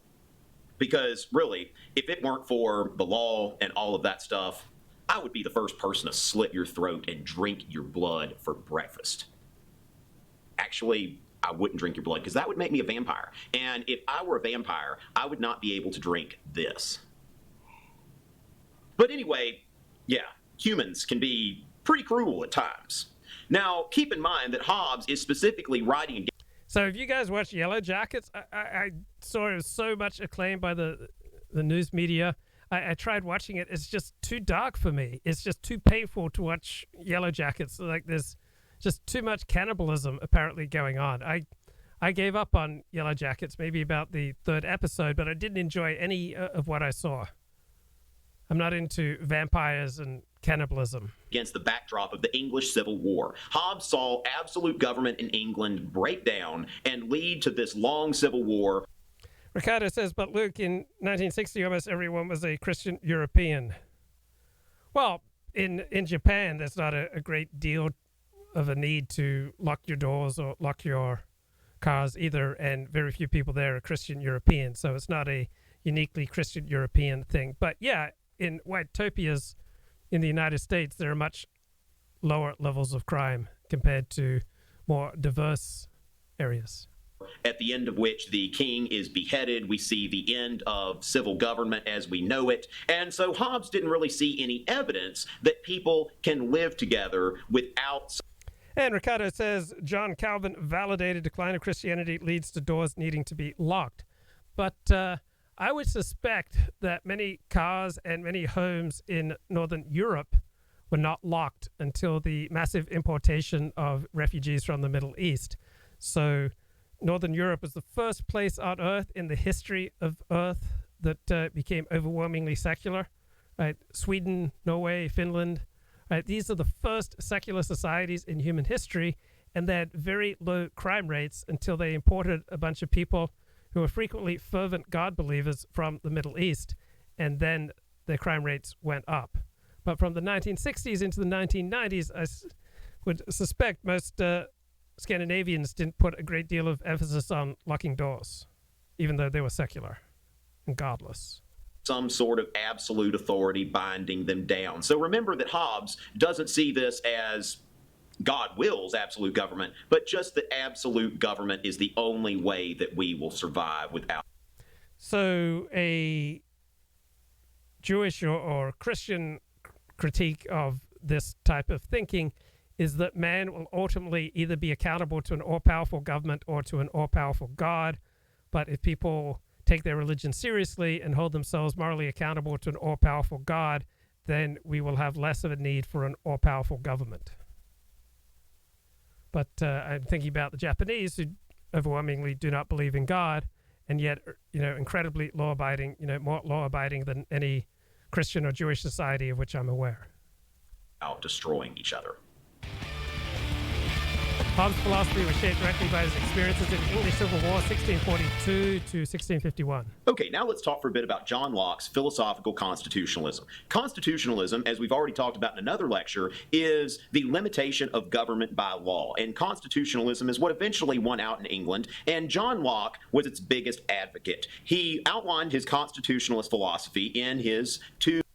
And Ricardo says, Allah isn't God. Well, I think there are ways that the Islamic conception of God is similar to the Christian and Jewish conceptions, and there are probably ways that it's different, just like there are ways that the Christian conception of God, right, the triune Godhead, right, the Trinity, very distinct from the Jewish conception. From a Jewish perspective, the Christian perspective on God is pure idolatry. Now, Jews won't normally say this aloud because it's not conducive to, harmonious living with Christians.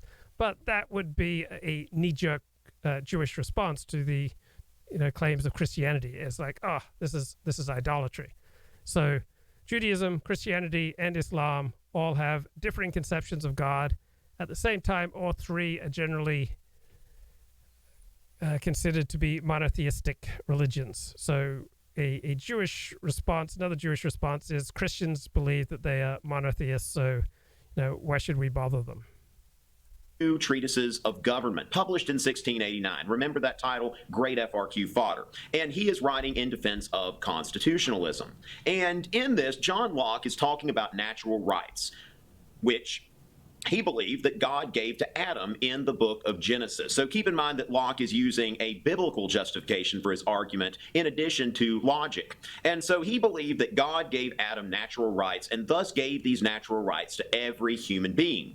These natural rights are life, liberty, and property. Now remember, pursuit of happiness, this is Jefferson trying to change the wording around a little bit so that he doesn't get caught on turnitin.com or whatever. So he's only partially plagiarizing Locke. But these natural rights are given to human beings, but it's very difficult for us to defend them in the state of nature. I can say all I want, that I've got a right to be alive, I've got a right to be free, I've got a right to the fruits of my labor, but in the state of nature, somebody can just come take that away from me. So people get involved in a social contract in order to preserve what they can of their life, liberty, and property. And it's the government's job to protect these natural rights. The whole point of government is so that we can enjoy these things to a greater extent than we would if we didn't have government. So this government can be limited by law. And furthermore, if this government is not preserving the lives, the liberties, the properties of their citizens, then the citizens have a right of revolution. They have a right to overthrow the government. This is why Jefferson is making so much use of Locke in the Declaration of Independence. This is all about Locke's philosophy, that when government has failed to protect natural rights, then the people can revert back to the state of nature. They may alter or... So where do natural rights come from? Right? Are they in our genes? Right? Were they given to us by God? I mean, natural rights are a fiction, it seems to me. We don't have any rights. The only rights we have are the rights that the nation state can afford us. Abolish their government, as Jefferson says, so that they can recreate the government in a way that will better protect the lives, liberties, and properties of the people. Now, keep in mind that John Locke is writing against a different backdrop. While Thomas Hobbes was writing against the backdrop of the English Civil War, John Locke was writing against the backdrop of the glorious and almost bloodless revolution, comparatively bloodless as far as revolutions are concerned. But this was a revolution that didn't see a lot of fighting. The king just was kind of ousted. There's William III, William and Mary fame, and he's on his horse acting like he's about to go to battle, but sorry, William, there's no battle. Oh, what was that? Well, then, it's graphic organizer time. If you'd like, you can download a copy of this graphic organizer from my website, www.tomricci.net/Euro, or you can just follow along with us. We are going to compare and contrast Hobbes and Locke in a simple graphic organizer. Now, first of all, we're going to make some comparisons. Keep in mind that when AP asked us to compare, they're asking for similarities. So let's talk first about how Hobbes and Locke are similar. First of all, the original state of mankind was the state of nature, or the state of war, as Hobbes would call it. And is government established by divine right or by social contract? It's established by a social contract. So in both of these, Hobbes and Locke are in agreement. Now, how governments are established, they agree. Well, what do we do from then? That is where they disagree. Now we're going to contrast. Keep in mind that when AP says to contrast, they want differences. So why government? Hobbes says that we have government because this is to protect us from ourselves, while Locke says that the purpose of government is to protect our natural rights of life, liberty, and property. They disagree on this point. As far as where sovereignty resides, where is the ultimate power? Do people give up their sovereignty when they institute a government? Does government rule over them, or is government their agent? Hobbes says that people give up sovereignty for their own good to an absolute ruler, and they cannot take it back. When they have created a government, they have crossed a Rubicon, so to speak. While Locke says that the people maintain sovereignty, that the people create a government to protect their natural rights, and if that government ceases to protect their natural rights in a way that's better than if they were in the state of nature, then they have the right to overthrow the government. So that's the point of disagreement. Can a government's power be limited? Hobbes says no. Locke says yes. So this makes Hobbes an absolutist and Locke a constitutionalist. When government is not doing what it's supposed to do we have a right to overthrow it? Hobbes, who says that sovereignty resides in the monarch, says that no, there is no revolutionary right. Whereas So a lot of this would depend upon the situation. So the United States is largely defended by two, gigantic moats, the Pacific Ocean and the Atlantic Ocean, while a country like Germany, with no naturally defensible borders, probably has much more need for an absolute monarch than a country like the United States. Japan is in a perilous situation in that they have very few natural resources. They probably have much more need of an absolute sovereign as compared to, say, a country like Australia. As John Locke says, that if there is a long train of abuses and usurpations, if government is not doing as good of a job protecting our natural rights as we could do ourselves, then yes, we do have a revolutionary right. Well, that about sums it up for Hobbes and Locke. If you like what you heard. Okay, pretty good video there. Hobbes and Locke, right? Hobbes is much more in line with absolute power of government and very much more like Carl Schmitt. Before the explosion of European philosophy during the Enlightenment, most rulers claimed their right to rule from what we call the divine right of kings. They claimed that their power came directly from God, and people being very religious, well, they didn't really question. And Ricardo says Locke and Hobbes are both wrong. Sovereignty lies with whomever holds the monopoly on violence. Well, both Locke and Hobbes would say that if the government doesn't hold a monopoly on violence, then the government is not sovereign. So you have no sovereign if there's no monopoly on violence. So you would then be in a state of war if you have state of civil war, if you have many parties with the power to, wage violence and war. Anyone free to try to replace that monopoly with their own, but they must face the consequences of trying to off the king and failing.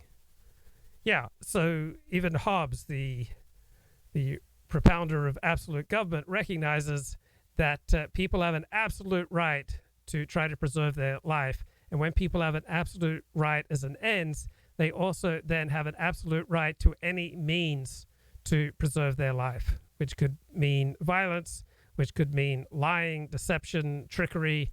Anything that you need to preserve your life is accepted by Hobbes as legitimate. The Enlightenment, however, saw the development of what we call social contract philosophy. The idea of a social contract aims to explain the relationship between a people and government, where the belief is that the right to rule comes from the people. These different philosophies, however, saw that social contract in very different ways in terms of how much freedom people should give up to their governments and to the rulers in exchange for security and protection. The first philosopher we're going to look at here is Thomas Hobbes. Now, Hobbes believed that human nature is inherently destructive and that at their core, if left to their own devices, we would have violence and chaos and society basically disintegrating. In his book Leviathan, he wrote, "In the state of nature, people are in that condition which is called war. In such condition, there is no place for industry, no culture of the earth, no arts, no letters, no society, and which is worst of all, continual fear and danger of violent death." Right, so there are no rights in a state of nature. You have no right to property. You have no right to anything in a state of nature from a Hobbesian perspective. John Locke has a much more benign view of the state of nature. The life of man, solitary, poor, nasty, brutish, and short. So in terms of the social contract, Hobbes very much believed that the most important thing to have is this strong authoritative figure that he called the Leviathan. We might call them monarchs or even dictators, but they wouldn't get their power from God. What Hobbes believed is that people...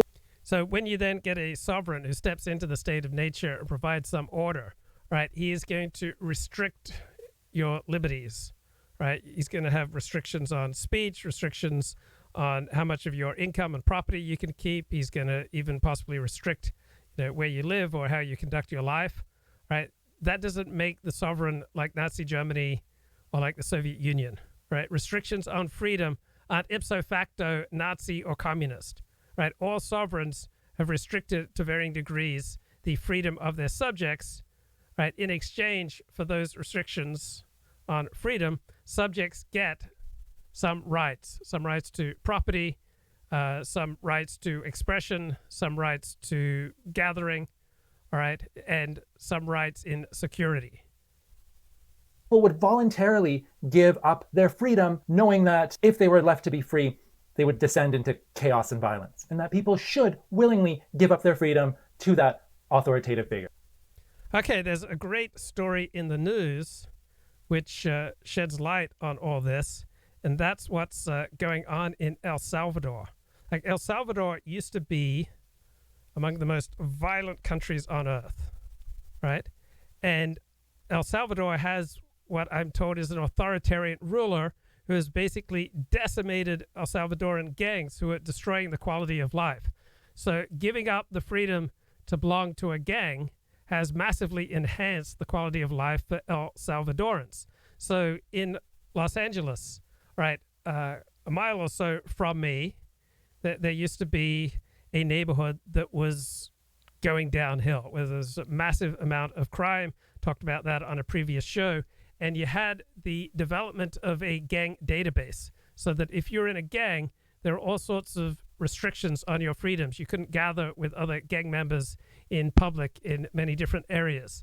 And so at one point, about half of African-American men between 18 and 25 were in the gang database in Los Angeles. Then you had the crime reformers come along and get rid of the use of that gang database, and perhaps as a result, we've had a massive uptick in violent crime and other crimes in Los Angeles. So if you restrict the rights of gang members, if you imprison super predators, you massively increase rights for regular people at the cost of decreasing rights for super predators. So this is the New York Times. El Salvador decimated its ruthless gangs, but at what cost? Right? In the year since El Salvador declared a state of emergency, the government has delivered a stunning blow to the gangs that were once the ultimate authority in much of the country. So when the MS-13 gang ran the neighborhood of Las Margaritas, one of its strongholds in El Salvador, there were rules you had to follow to stay alive. You couldn't wear the number 8 because it was associated with the rival 18th Street gang. You couldn't wear the brand of sneakers the gangsters wore, and you could not, under any circumstances, call the police. People couldn't complain to the police because of what the boys would say. Right? The gang became the authority, the sovereign in this system. So El Salvador is the smallest country in Central America. It was once known as the world's murder capital, had one of the highest homicide rates anywhere in the world outside of a war zone. But in the years since the government declared a state of emergency to quell gang violence, deploying the military onto the streets in force, the nation has undergone a remarkable transformation. Now children play soccer late into the evenings on fields that were once gang turf. Right? People garden next to abandoned buildings that used to be used for gang killings. Homicides have plunged. Extortion payments imposed by gangs on businesses and residents, once an economy unto itself, have declined. You can now walk freely. All right, the gangs in El Salvador no longer exist. But critics say this has come at an incalculable price. Mass arrests that swept up thousands of innocent people, the erosion of civil liberties, the country's descent into an increasingly autocratic police state. Most El Salvadorans appear willing to accept the deal. They are fed up with the gangs that have terrorized them, forced so many to flee to the United States. Right, the vast majority of people in El Salvador support the measures and the president behind them. El Salvador's president has approval ratings around 90%. Right, that is the highest on earth. Right, there's no other president that has approval ratings of 90%. Joe Biden is lucky to have approval ratings of 40%. Donald Trump is lucky to have approval ratings of 40%. So Hondurans chanted this guy's name, cheered him at the inauguration last year of their president. So people in Ecuador, where violence is rising, think more highly of the El Salvadoran leader than they do of their own leader.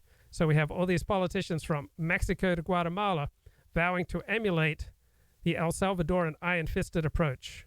So would you be willing to sacrifice some civil liberties for more safety? I would be open to sacrificing some civil liberties to more safety. So we have one expert in Maryland says, I remain incredibly pessimistic about what this means for the future of democracy in the region. The risk is that this becomes a popular model for other politicians to say, well, we could be providing you more security in exchange for you giving up some rights. So the Salvadoran government arrested more than 65,000 people. Right? More than 5,000 with no connection to gangs were put behind bars before they were eventually released. At least 90 people died in custody. Human rights groups have complained about mass arbitrary arrests as well as extreme overcrowding in prisons and reports of torture by guards. But in what was practically the most dangerous country on earth, right, you now have a high quality of life. John Locke, however, believed almost the polar opposite of Hobbes. He believed that people were born with what he called a tabula rasa, or a blank slate, and there was no inherent anger or destructive tendencies in people. And so if left to their own devices, people would find a way to better themselves and just better society as a whole, being given as much freedom as possible. And so Locke believed the utmost importance in society was a limited government that served to promote people's life, liberty, and property. And about this, he wrote, men all being naturally free, equal, and independent, so no one can be deprived of this freedom and subjected to the political power of someone else without his own consent. The only way anyone can strip off his natural liberty and clothe himself in the bonds of civil society is for him to agree with other men to unite in a community, so as to live together comfortably, safely, and peaceably. Right? So Locke believed that, not only should people be free to enjoy their rights and freedoms, but they had the right to select their leaders and their governments. And Locke believed in what's called a representative democracy. This idea that we select leaders to make laws on our behalf, knowing that we're rational, making rational decisions to select good leaders, and those leaders are going to act rationally to make good laws that are going to protect those freedoms of ours. Furthermore, Locke believed that if we felt that these leaders aren't acting in our interests anymore, we should have the power to overthrow those leaders. And this could come in the form of a revolution, but more commonly, we see this in the form of elections in our liberal democracies around the world. Rousseau, on the other hand, went in an entirely different direction altogether.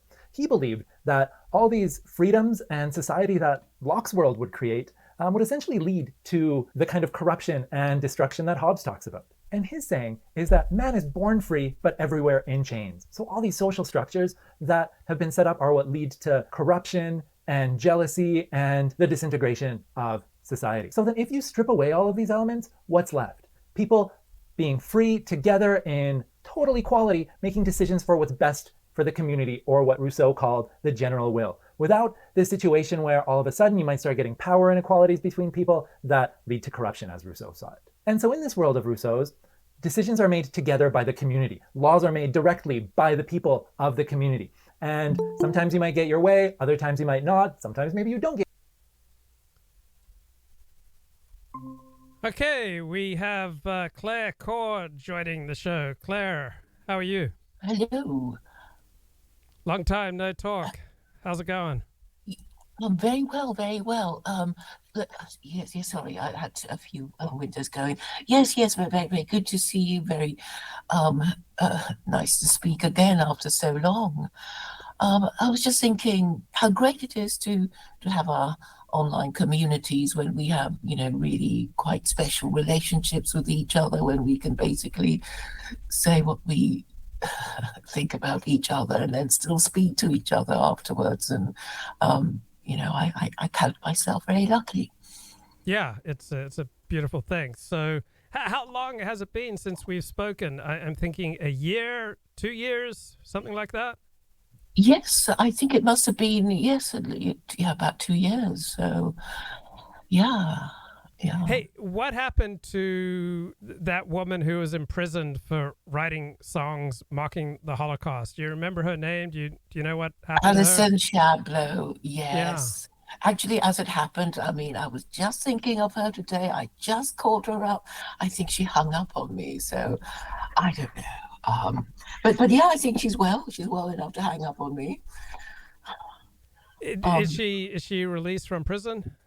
Yes, she was out last year, and we had a bit of a disagreement because, basically I was saying to her, look, Alison, why don't you just say that your views on Jews are exactly mine, and then all the heat will be on me, because then they'll come running after me saying, well, what exactly do you think about Jews? And I would be saying things that they wouldn't like, but not in the kind of Holocaust denial-y way, and maybe I was a bit too persistent, and now she's not talking to me.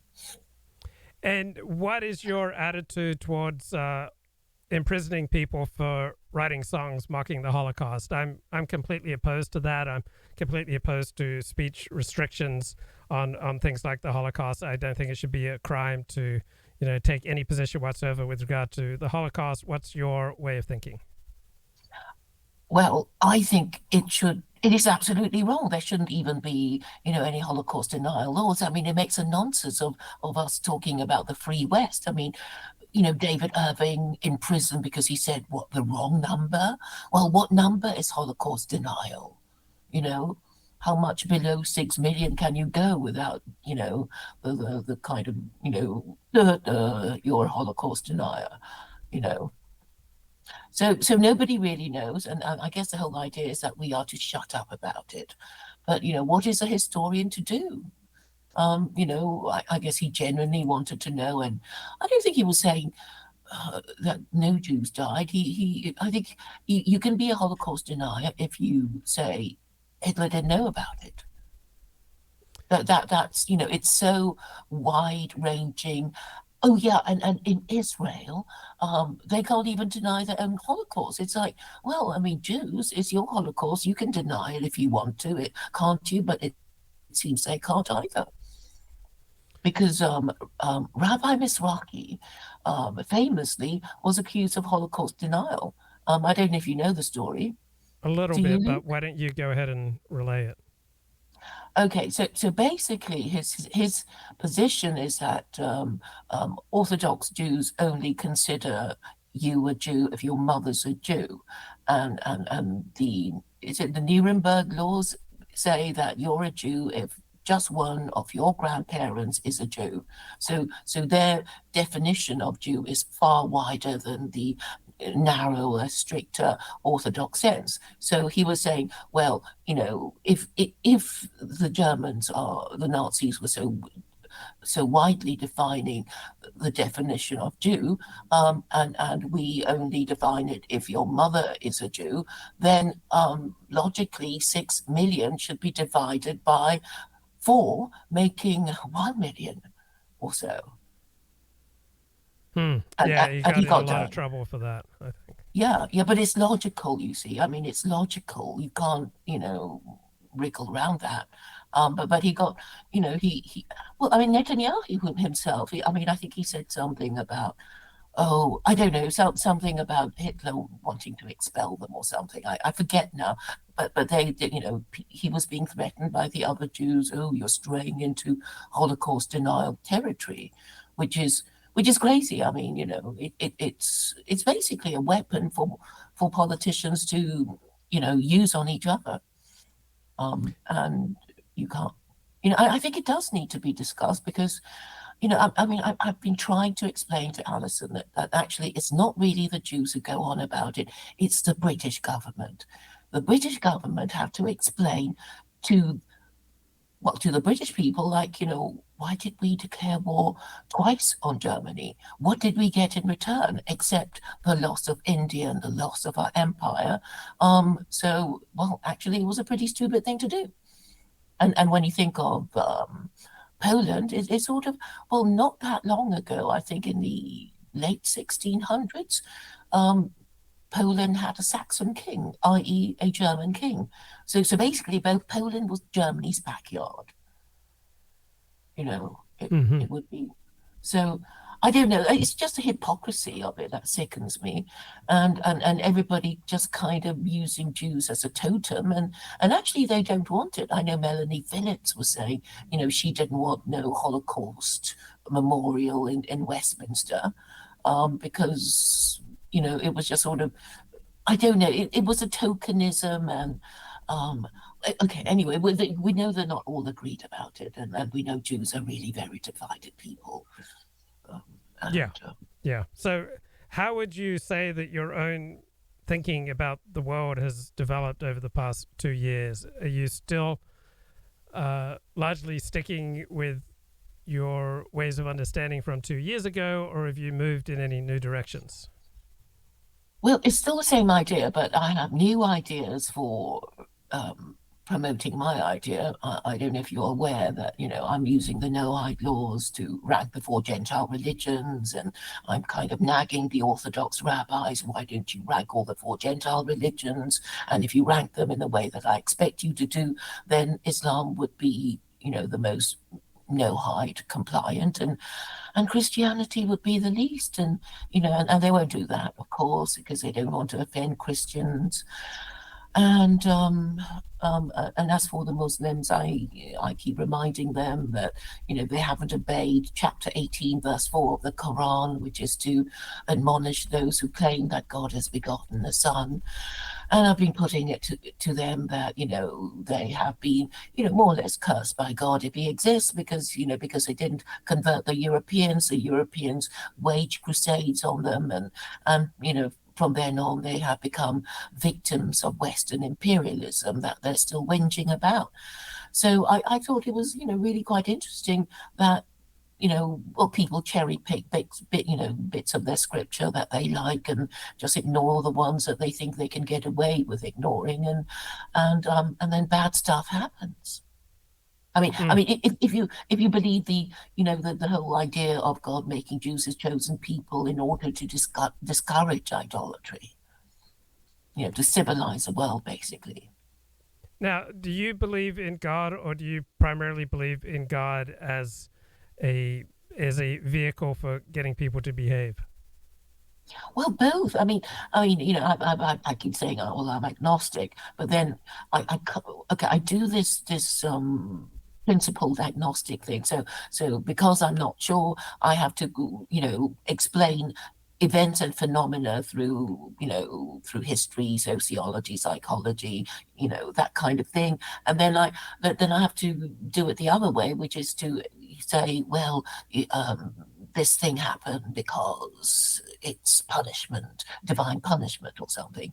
And as long as, both views point to doing the same thing, then it's a kind of double confirmation, a bit like technical analysis. I don't know if you're familiar with the idea. Not sure that I am. Okay, so basically technical analysis is for people who trade on the stock market, or anything, I don't know, commodities or whatever, and they want to determine whether the market has peaked or bottomed out, and there are different ways of determining to do this, and if you use a range of different methodologies to say, right, this is the top of the market, and it's going to go down now, or this is the bottom of the market, it's going to go up now, then the trend is your friend, and you can buy whatever thing you're going to buy, or sell whatever thing you're going to sell, and you make a profit that way. And technical analysis is just using different methodologies to determine when the market has peaked or bottomed out. And if more than one methodology confirms the direction of the market, you may feel more secure in your trades.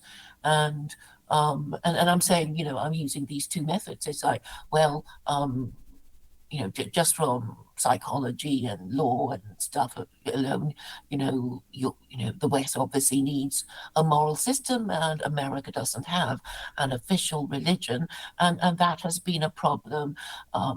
It didn't. Okay, it's happened now particularly badly because the rot has already deepened and widened, and is everywhere. But it was bound to happen anyway, because if you don't have a moral system, then Congress, your legislature can basically make any laws they like.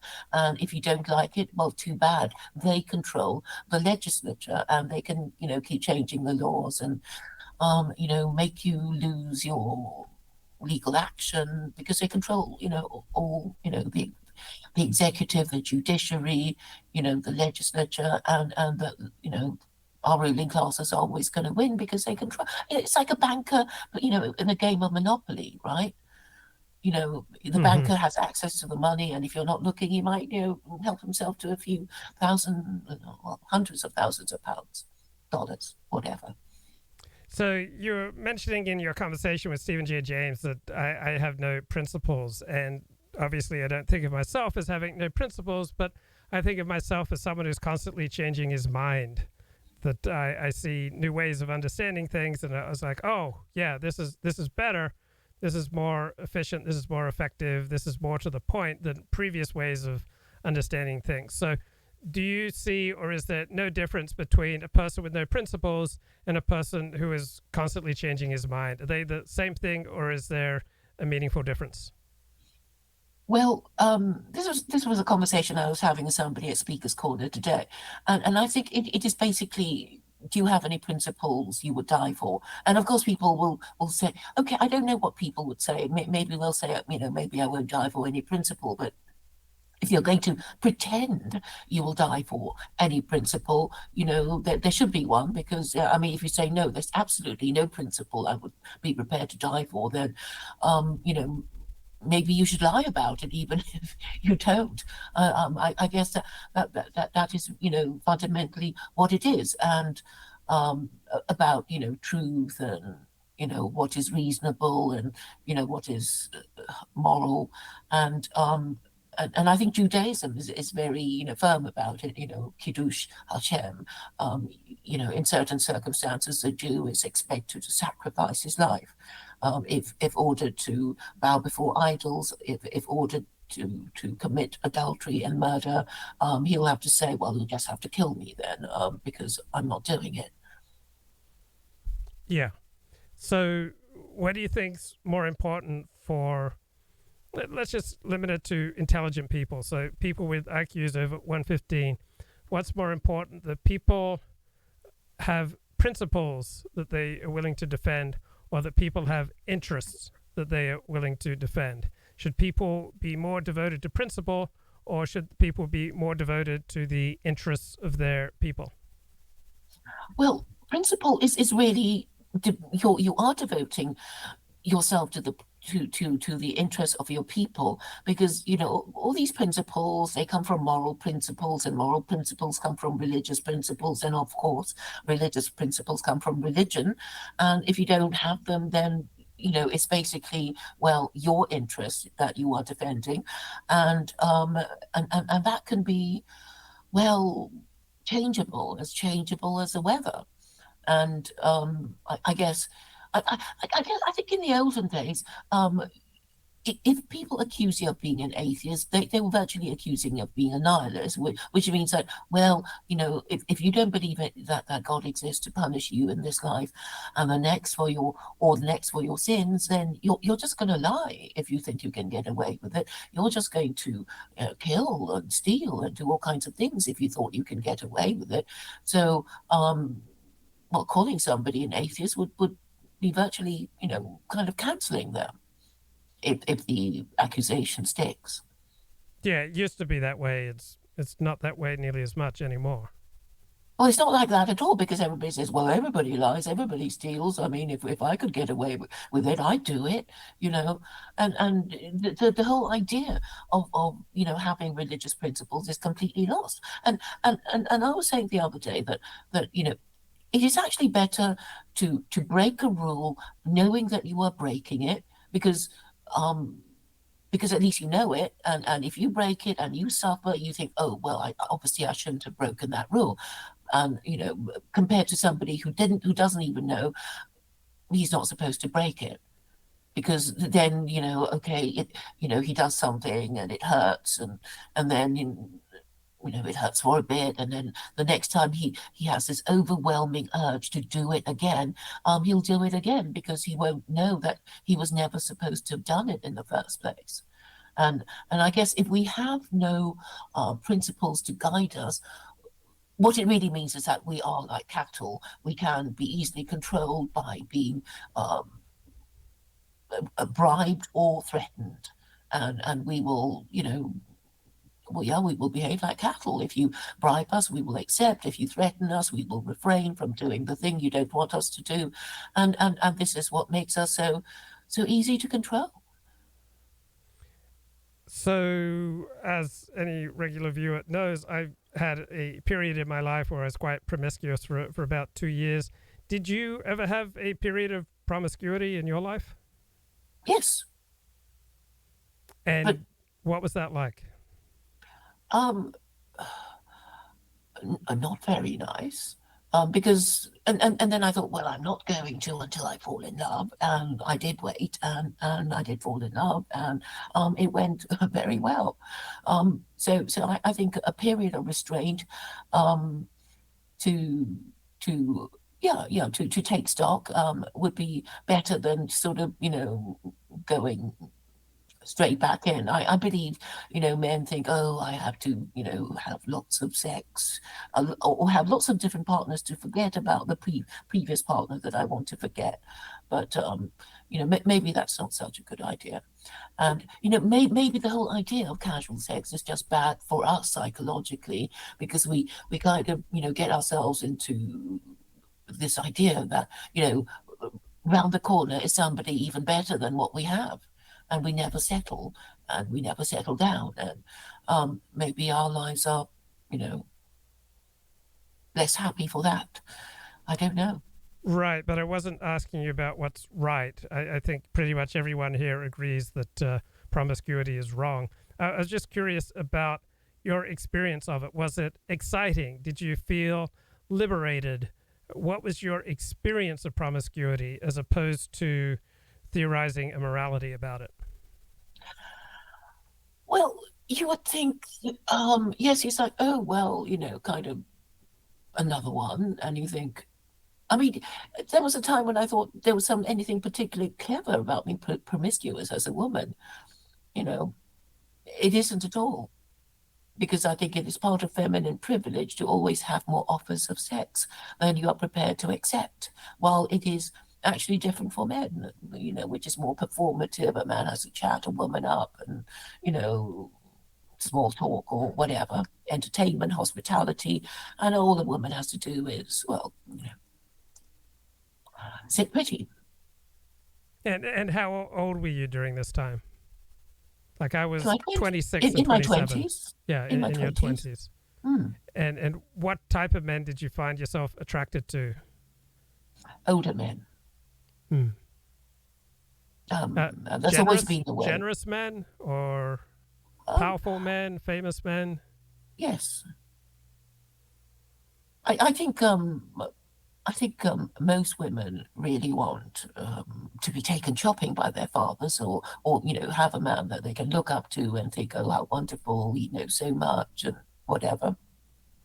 And I think perhaps men who have had happy relationships with their mother kind of want to marry a woman like their mother. And what did you learn about yourself from this period of experimentation? That I didn't particularly enjoy it. I think I was supposed to think I was being clever, but actually it's nothing at all. It's like, well, of course I'm pleased, course they're going to have sex with you. You're a woman, you're in your 20s. Why wouldn't they, if you're available? And all they have to do is ask nicely. And how attractive were you? My experience is that women have a very keen sense of their own attractiveness. Were you highly attractive, moderately attractive? What's your sense of your own attractiveness to men during this time? I don't know. I mean, I guess I was possibly attractive, or attracted enough to get the men that I was very happy with. Mm-hmm. So, I mean, I'm sure you're well above average. For one thing, I assume you are not overweight. I mean, you're still a slim woman. Is that fair? Yeah, I think in recent years I have lost weight. Yes. And kept it down more easily than when I was younger. Hmm. And what about married men? Did you stray with married men during this time? Well, I did know somebody who was, yes, married, and he was a journalist. And I think you might even know his name, which is why you asked the question, yes? I don't know anything about it, so no, I don't know his name. Oh, right. Well, I mean, he's somebody that Kevin Grace has mentioned more than a few times. Oh, okay. I'm unaware. Okay. Oh, yes, he was a journalist and a writer. And did you struggle with the morality of that when you were in your 20s, or how did you think about it when you were younger? Not at all. Not at all. Well, you know, women in their 20s don't think about things like that. Yeah. And also, you know, people will say, oh, well, what a terrible thing to do. And I thought, well, he died married to his wife. So, I mean, I didn't, you know, wreck any homes. Mm-hmm. What did you learn about men from this time? Did it change your understanding or opinion of men? Well, I learned that I was very lucky to have met him. And I know that, you know, other women have not had my good fortune. I mean, I've heard, you know, terrible stories by women of how badly they were treated. And I think that the stories are getting worse now. Because men are worse now, and so are women. And it, you know, it's terribly sad how much men and women hate each other. Yeah. It's certainly a very raw time, and it's completely, or is largely removed from communal restrictions. So it's a very individualist time. Traditionally, you know, families and communities would be highly involved with matchmaking. But now when it's just individuals, you have much more latitude and people get into trouble. Well, people are so fussy. I mean, I used to, I mean, there was a time when I thought, oh, I know so many single people, I'm going to start a marriage bureau, dating agency and whatever. And then I realized, you know, oh, the men were really terrible.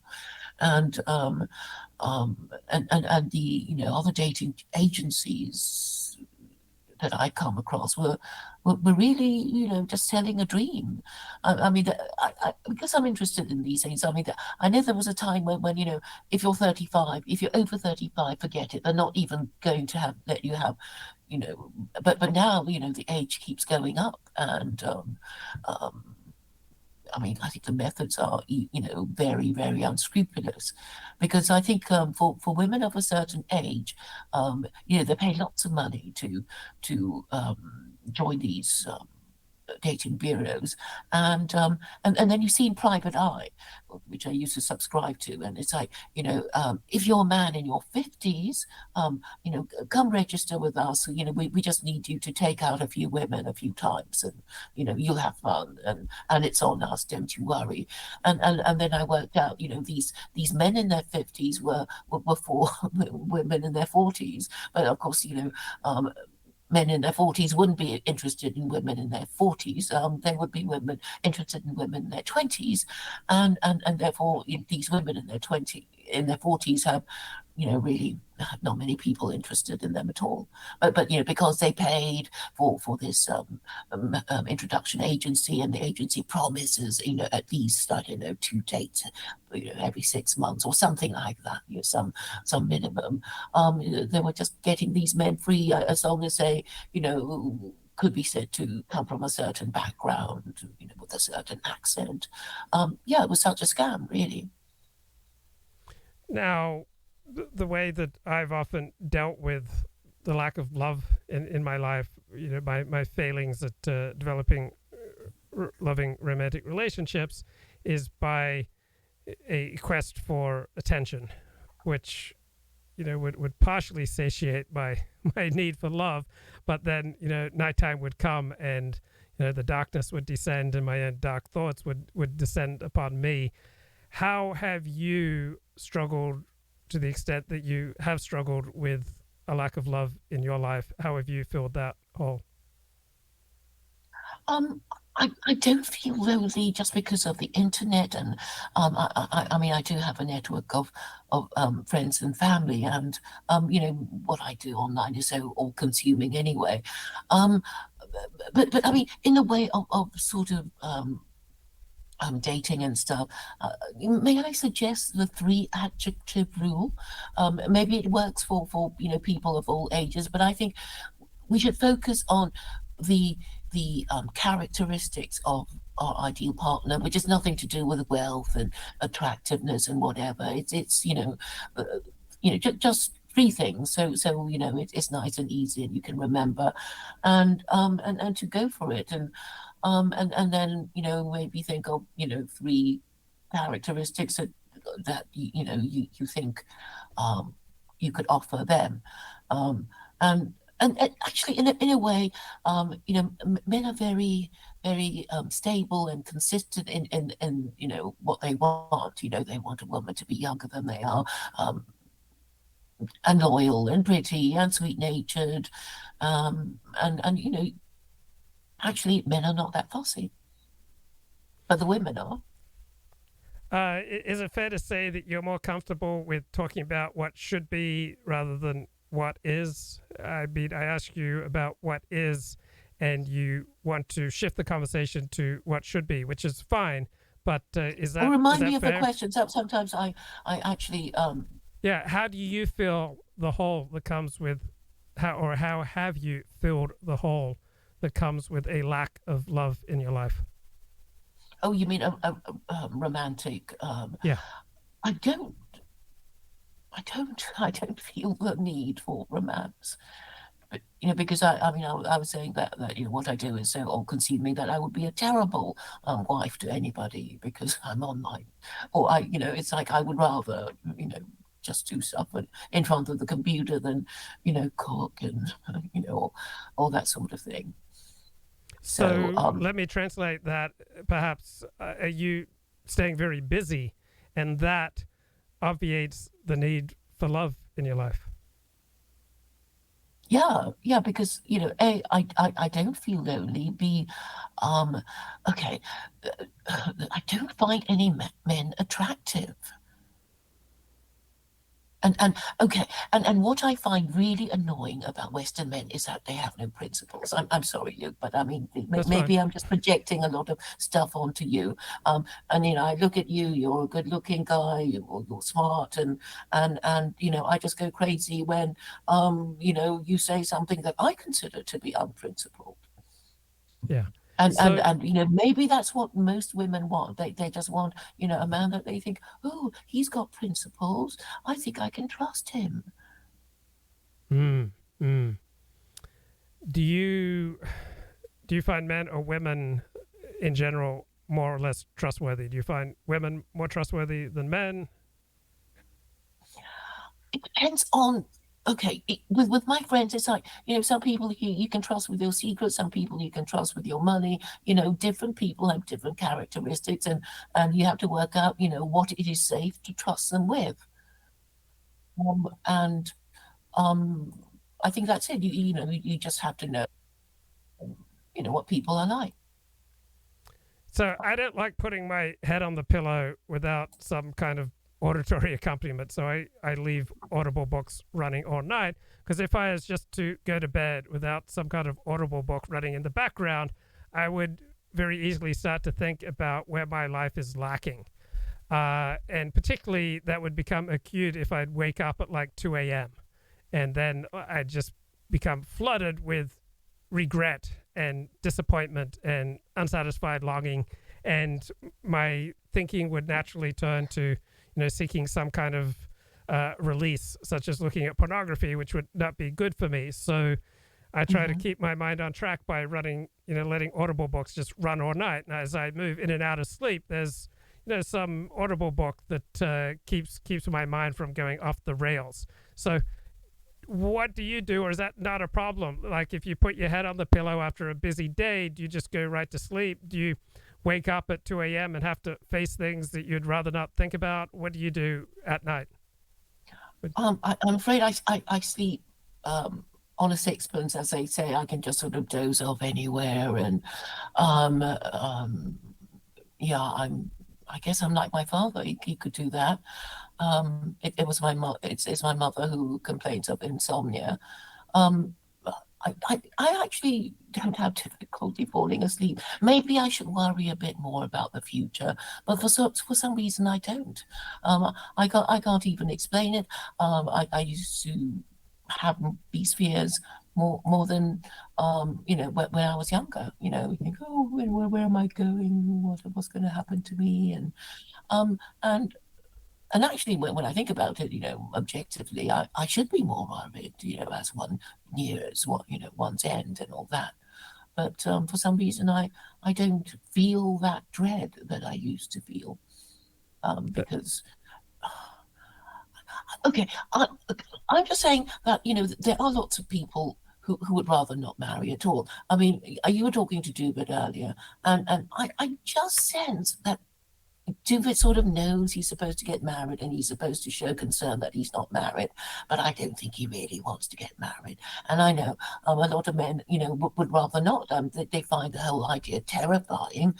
And, for men who find themselves single, I think, yes, if you want to keep looking, but, if you can't find a decent woman, as so many people can't find a decent partner of any kind, you might think, well, at least I'm not stuck in a terrible relationship and wondering what the hell I'm doing, but this time with somebody next to me,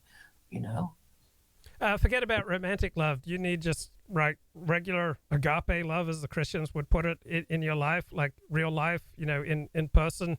Is it necessary for you to have people in person who love and care for you? Oh, yes. I mean, members of family and, people you see from time to time. Yes. That is necessary, yes. And how do those people who love and care for you, how do they regard your online ventures, to the extent that they know anything about them? Well, a recent discovery of mine was I used to think, Wignats were the worst people. They're so crude, they're so stupid and whatever. And then I started kind of monitoring this group, and they're American, they're Christian, they're middle class, and why are they neurotic? They just talk nonsense the whole time. And I thought, well, at least the Wignats, know who they hate, know who they blame, and they just go on about it, and it halfway makes sense, even if you don't agree with it. But what are these middle-class people talking about? Because they kind of want to talk about politics, and they're too afraid of each other. And one of the streams that I was listening to was, they were just talking about boundaries. It's like, what can we say without hurting each other's feelings? And oh, shouldn't there be somebody to stop us from hurting each other's feelings? And I thought, what the hell? I thought it was a bit crazy, that. What about touch hunger? Like, the human being needs to be touched. What do you do? Are you conscious of that need? Is that something that's important to you, or are you oblivious to that and it doesn't really matter? Do you need to be touched? Forget sex, forget romance. I'm just saying, hugs, holding hand with a friend. It's something that's completely platonic. Yes, I have that. You see a friend, you hug them, hello, and hug them goodbye. Some friends are more tactile than others. But I just assumed you meant, sleeping, snuggling up against somebody at night, that kind of thing. No, I mean, I don't. There were times when I thought, yeah, but I guess I'm used to not sharing my bed anymore. And then because I sleep so well, I guess I don't really think that much about it. And I guess because I'm a woman on a mission, so maybe this focus has sort of expelled all other things that might have encroached on my mind before I started this. Do you have any thoughts on the phenomenon of friends with benefits, people who are friends who are not interested in a long-term romantic relationship, but they meet each other's needs for physical intimacy? I understand the concept. It's not something I would want. But just because it's kind of hard to. It's confusing, I suppose. You think half your needs are satisfied, and you think it's okay, and I don't know. Anyway, I don't have the sort of arrangement. And I suppose to the extent that I had arrangements that might resemble it, they were just relationships that didn't work, didn't go forward. Now, I never thought of it like, you're just a friend with benefits. No, I mean, it just feels so cold. I don't think I could do it. I mean, I think I would have to think of myself as being a little in love with a person, rather than thinking like that. It seems to me that most women regard sexual relationships that don't lead to marriage as, at best, a waste. Is that fair?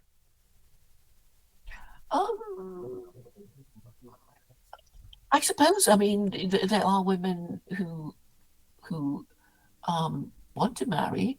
Actually, I have a girlfriend who seems to be looking for marriage, but I mean, I think she's sort of more into dating and telling me stories about them than actually marrying. I don't think people know what they want, Luke. I mean, that's a sad thing. They don't really know. And I think the older you get, the fussier you get, with your, you sit on depreciating assets, that kind of thing. And I suppose, I mean, I don't know. I mean, feminism has caused this kind of emotional holocaust in so many people. Not in a sense that I think it makes them hard to relate to people anymore, because they meet somebody halfway nice, but they treat them casually, and it's a kind of self-sabotage, really. Is getting a massage, is that something you would consider a treat or something that's a burden for you? A platonic massage? I definitely have a massage. Yeah, yeah. But I mean, that could be erotic, right? I mean, it can be erotic and still, be legal, like, short of the, an orgasm, but it's a regular massage, but there is an erotic element to it. It can be. Yeah.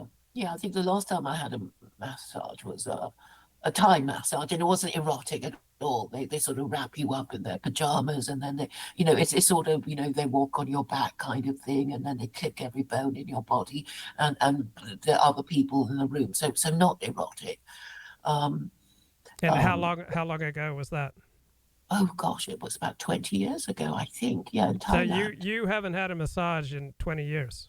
No, I was going to tell you about a more erotic massage, which I don't think men have. But so there was this girlfriend who said, "Oh, there's this hairdresser. It's this.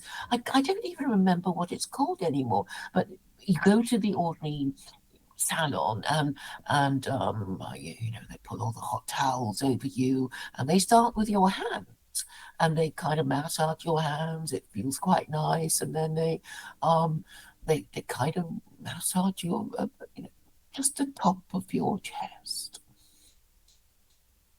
And and yes, it's actually tremendously erotic. And my friend was saying, she was saying, oh, I nearly orgasmed because it was so wonderful.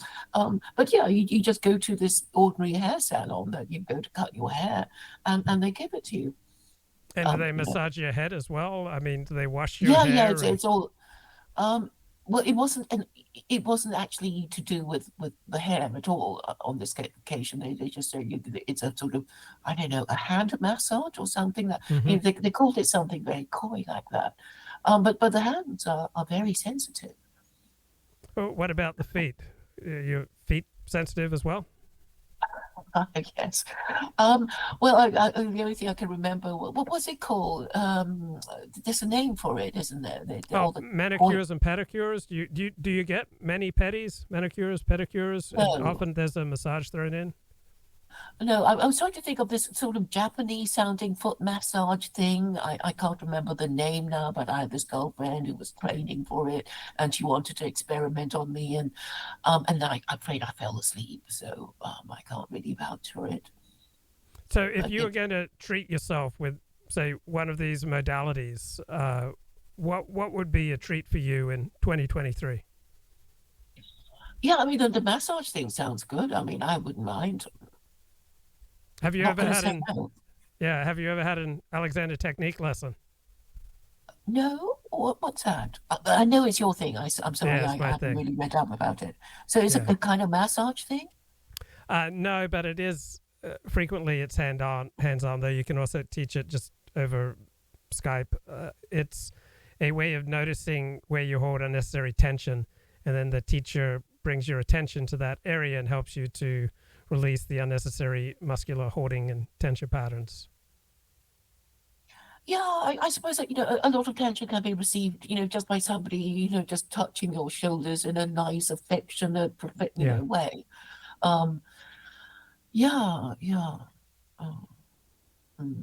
So one phenomenon of the dissident right is that people have a really hard time doing streams together. Like everyone breaks up and every partnership falls apart. And do you have any thoughts on this phenomenon? Well, we've got back together again, Luke, haven't we? Yes. I mean, it's like hallelujah, and it's sort of like, yeah, you are kind of like family, because I mean, you meet members of your family and you can't avoid them at weddings and whatever. So in a way, okay, so it's great to have people that you can just say whatever the hell you like about them, and they still have to speak to you, for reasons of their own. So I think it's a different kind of relationship, but I think very therapeutic. Who have you done most of your streaming with over the past 2 years? I would say I've been streaming with Vincent lots, and I joke that it's like, I've died and gone to heaven. I can talk theology, the whole time, which I can't find anybody to do at all, and they get all jittery because, but I think theology is the next development for advancing politics, because of the irresistible narrative it has and its political consequences. And do you feel any discomfort with doing a live stream with a homosexual? Not at all. I mean, I regularly invite Vincent to become the first American secular coronist, and the incentive I offer him is that he can use it to get revenge on these Whig nats and these heterosexual white nationalists, because they're obviously too afraid to be one of the first to accept the logical inevitability of secular coronism. If you want social conservatism and that sort of thing. And what's his attitude to that? Well, he wants to do his thing. I mean, he's just saying no because it's not his idea, and he wants to promote Noahidism. But Noahidism is also a form of social conservatism, and we're kind of wondering which will become popular, because I don't think there's anything else to, for Westerners who want a bit of social conservatism back again in their lives. Have you had any interactions with Quantum Jen, that woman into quantum mechanics? No. I mean, she's blocked me on all her streams, and no, I haven't. I mean, I do listen to Jen and Dooovid bickering. It's quite fun. It's like listening to an old couple. I know Dooovid is really annoyed with Jen for not accepting his offer to pay for her trip to Sicily for the consciousness conference, and it's quite comical.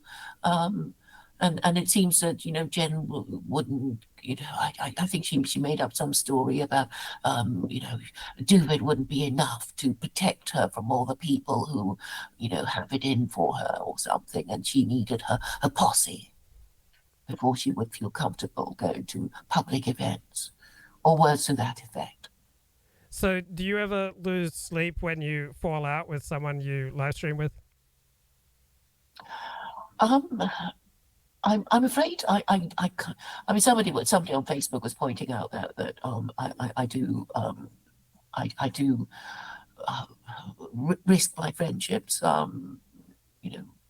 particularly political friendships. I like Alison, because I've been saying, look, you're not going to get any justice because even Trump is not getting any justice. Even Arthur Goldberg is not getting any justice. So why don't you do things my way? And she took great offense to that. And I think she may not be speaking to me. But I felt I had to keep asking. And now she's annoyed at me. Who was that 12-step guy that you were friends with? And I was a little bit friends with him too. I think he's on my show. Do you remember? What do you mean, Jay Walker? Yeah. What's going on with you and Jay these days? Well, I'm afraid I just got so fed up with him because he. Did you ever see a comedy called Little Britain? I'm not Have you sure. heard? Yeah. Oh, okay, but anyway, there's a character who's played by a man, and she's this terrible woman, and she says, yeah, but no. But when she's surprised about something, and Jay said it, and I guess he never heard the end of it, because I think saying this sort of thing is just evidence of our dementia and degeneracy, and okay, I'm afraid I think he is unprincipled too, and erotic, and he can't, stick to his guns on anything, and he will keep changing his mind. And I guess the basis of Jay's neurosis is that he can't make up his mind whether Christianity is kaput or not, because on the one hand he sort of knows it is, on the other hand he knows that if he says it is, I'm going to push secular Quranism in his face. So he's basically going round and round in this revolving door, and every time he does it I get angry and shouty and sweary, and but he appeared on Quraniyu, so we're not completely not talking to each other, and social media is useful, I guess. Every now and then we exchange insults, and that's a kind of communication, which I find quite comforting, really. So I spend $15 a month on dental insurance, and if I have cavities, I get them filled. So I probably spend about $250, $300 a year on my teeth, and that's been how it's been for 25, 30 years. Do you think someone spending, say, $300 a year on their teeth, do you think that's excessive? Do you think that's vain? That's a very good deal. Yeah, I think so.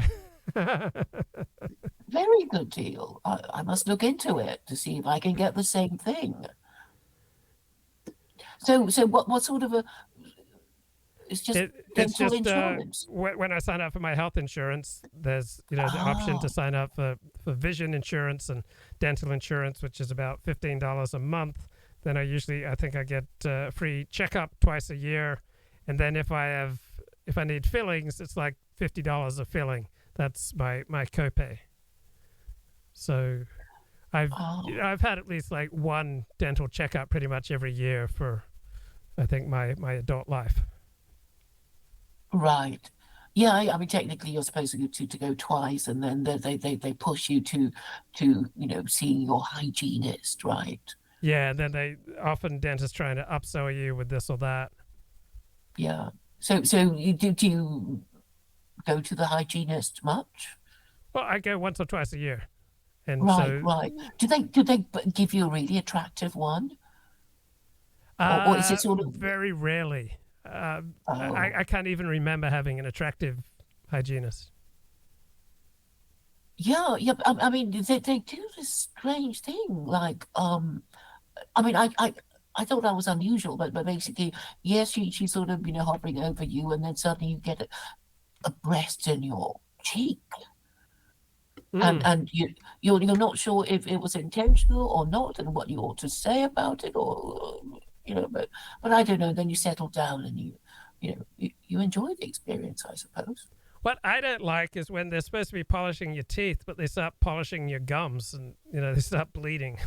I don't like that. Oh, that's bad. That's bad. I don't like when you don't get the competent hygienist. So I'd rather have a competent hygienist than an attractive one. Yes. I mean, I've been fortunate in that the ones that are very young and competent and whatever. I mean, I had a really bad experience once, and she spilled water over me, and there was just something in her manner that completely triggered me, and I just sort of got up and left because I was just so offended at her dripping water down me. I mean, like really, really incompetent. So yeah, and these things matter so much. Yeah. I mean, you want personal touch. Competent. I mean, yeah. Oh, yeah, competence versus touch. So in that area, I'm going to go with competence. I can't even remember having an attractive dental hygienist. I know they exist, but I'm not sure if I've had any.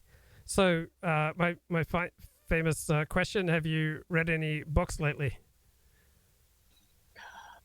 Oh, just around in the Bible, referring to it to make my points, I'm afraid. And I read Wikipedia every now and then. Yes, it does sound bad, doesn't it? Yes, it is a bit bad. What about you? Is it the effect of the internet?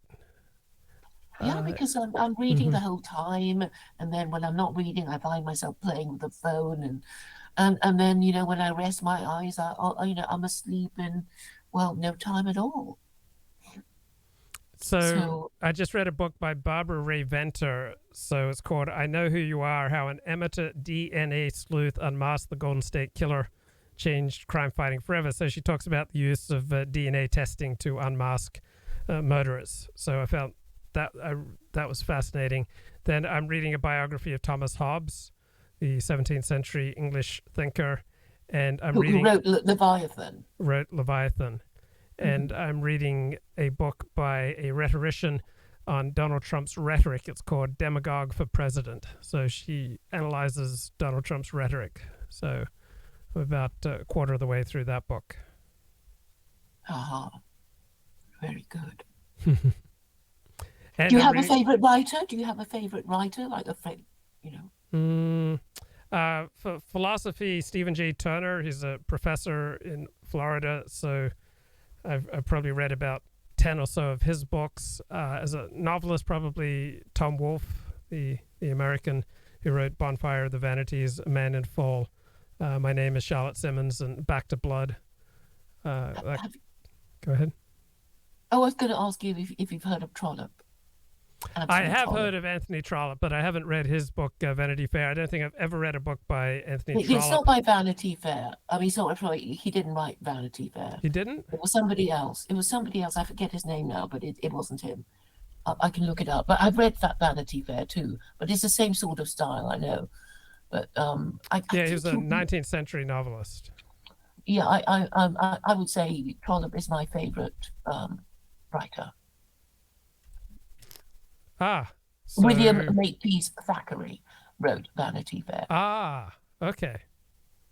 Yeah, I haven't read. I'm going through not War and Peace. The Decline and Fall of the Roman Empire by Edward Gibbons. So I've got that as Wow. an Audible book. So I'm about 25 hours into like a 100-hour production.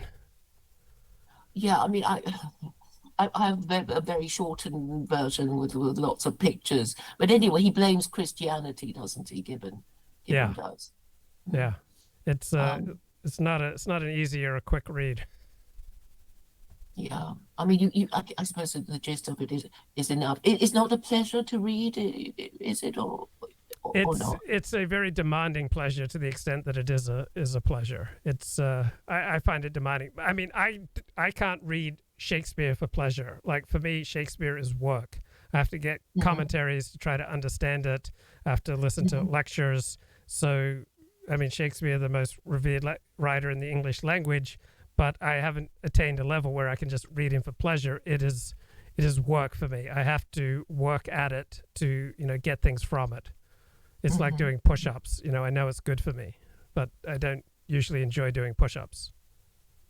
I really recommend Trollope. I mean, I'd be really interested to know what you think of him, because I mean, for him, it's such a pleasure to read him.